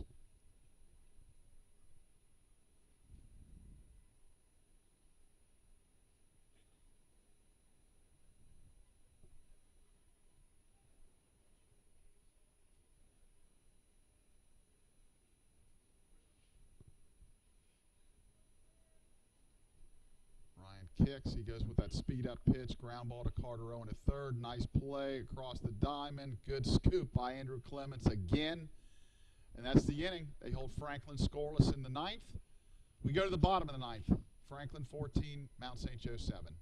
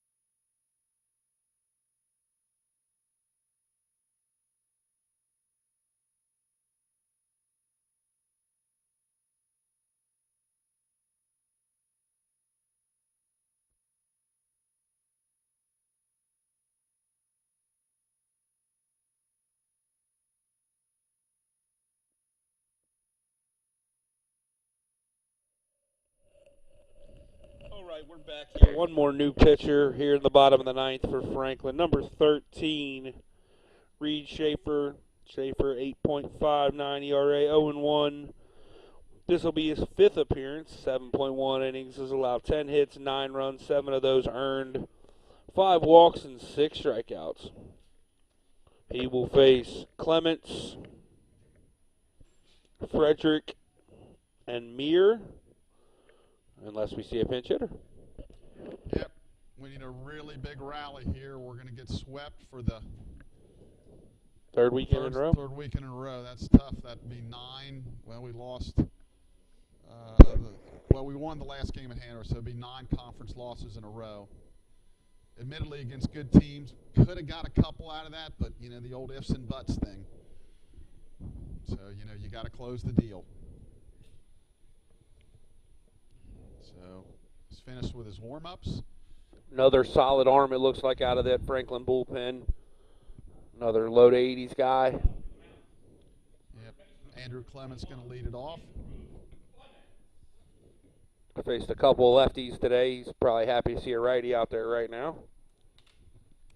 Yeah, Andrews made some decent contact in this game. Just ball hit hard. Oh boy! Off the glove of Early. Late, yeah. Yeah, we're going to give him a base hit probably on that, don't you think? Yeah, I think so. And again, the pitcher did not break right away anyway. So yeah, that's kind of why I'm there with that, because I think he probably beats the pitcher to the bag anyway. Yep. First baseman tried to backhand, so that ball was hit hard. Brings up Jared Frederick, the second baseman. They're going to let the other guys hit. Anton's on deck, or are they going to pitch? Anton is on deck. Okay, so it looks like they're going to still go that way. Pitch. There's a called strike. Right down Broadway. No balls, 1 strike. Frederick was 1 for 3 with a walk. On Broadway, where you can find the Cincinnati Cyclones, as my good friend Kara Marshall just said over there. Swung on and fouled down the right field line. Getting ready to make play. Cyclones are getting ready to play in the playoffs of the Grey Cup? Kelly Cup. Yeah, they've I don't follow Grey Cup's Canadian football. What am I thinking, dude? I don't follow them that much, but I did take a peek at the standings the other day. They had a tremendous year. Yeah, I knew it was really good. So hopefully they can follow that up in the playoffs. They got one outstanding salesperson down there. I know that much. 0-2, swung on and missed. Strike 3. So that's the first out of the inning. That'll bring up the leadoff batter, Anton Meir. Anton on the day is 1 for 5 with 1 stolen base. Scored a run. Stretch. Ball's high. Interesting that Franklin continues to hold on Clements in first. He's not really a threat to steal. Anton does hit the ball to the right side. And up 7, I'm really surprised. Yeah, just play back and get an out. Yeah, the run doesn't mean anything. So, anyway, they're holding him on. Pitch. That's trouble. Grounder to second. Out at second. Relay to first. He beat the throw to first. So, that'll extend it for one more batter at least, Ethan Mason. Little shout out to Coach Miller's son down there, done a great job as the bat boy today. Yeah, he's a good kid. Looks like he's going to be a pretty good ball player. Ethan comes in 2 for 3. He had a good day, 2 runs, 2 walks. So he had a really good day at the plate. Been on base 4 out of 5 times. Stretch. Pitch swung on and popped up. The wind's going to. Wind might bring it back. Yep, keeping it in. And the third baseman, Reed, makes the play, and that's the end of the game. Normally that's going to fly out foul, but so the final score today is Franklin 14, Mount St. Joe 7. Franklin completes a 3-game sweep and remains in first place. The Lions drop to, I think they're 2-10 in the conference now. So Franklin celebrating out there, which they should, and that's the end of it. Noah Beddington will get the win in relief for Franklin. Bryce McGee gets the loss. No save. No save in the ball game. In the end, Franklin 4 runs, 14 hits. They did commit 4 errors. For the Mount, 7 runs on 12 hits, 3 errors. So that'll wrap up the series. Coach, we'll be back at it on Thursday. Yeah, it's a tough one. They play the best team in the league or one of the top, and just not quite ready to compete with the big boys yet. We compete in some of the games, but on a consistent basis, haven't been able to win one against Rose or Transy or Franklin. But hopefully the schedule lightens up a little bit. We can get some wins and let these guys feel good about themselves a little bit. And the fact that it's a 14-7 game, but it still felt a little closer than that to me. Lions hit into a double play with the bases loaded. We lined out to third the one time. We hit in some bad luck. So could have very easily been a 14-12 type ball game. Right. So Anyway, yeah, well, we should be back on the air on Thursday. We try to get in a non-conference game, Miami-Hamilton. And that's about all I got, Blake. Thanks for tuning in, Yeah, everybody. We'll tough talk weekend.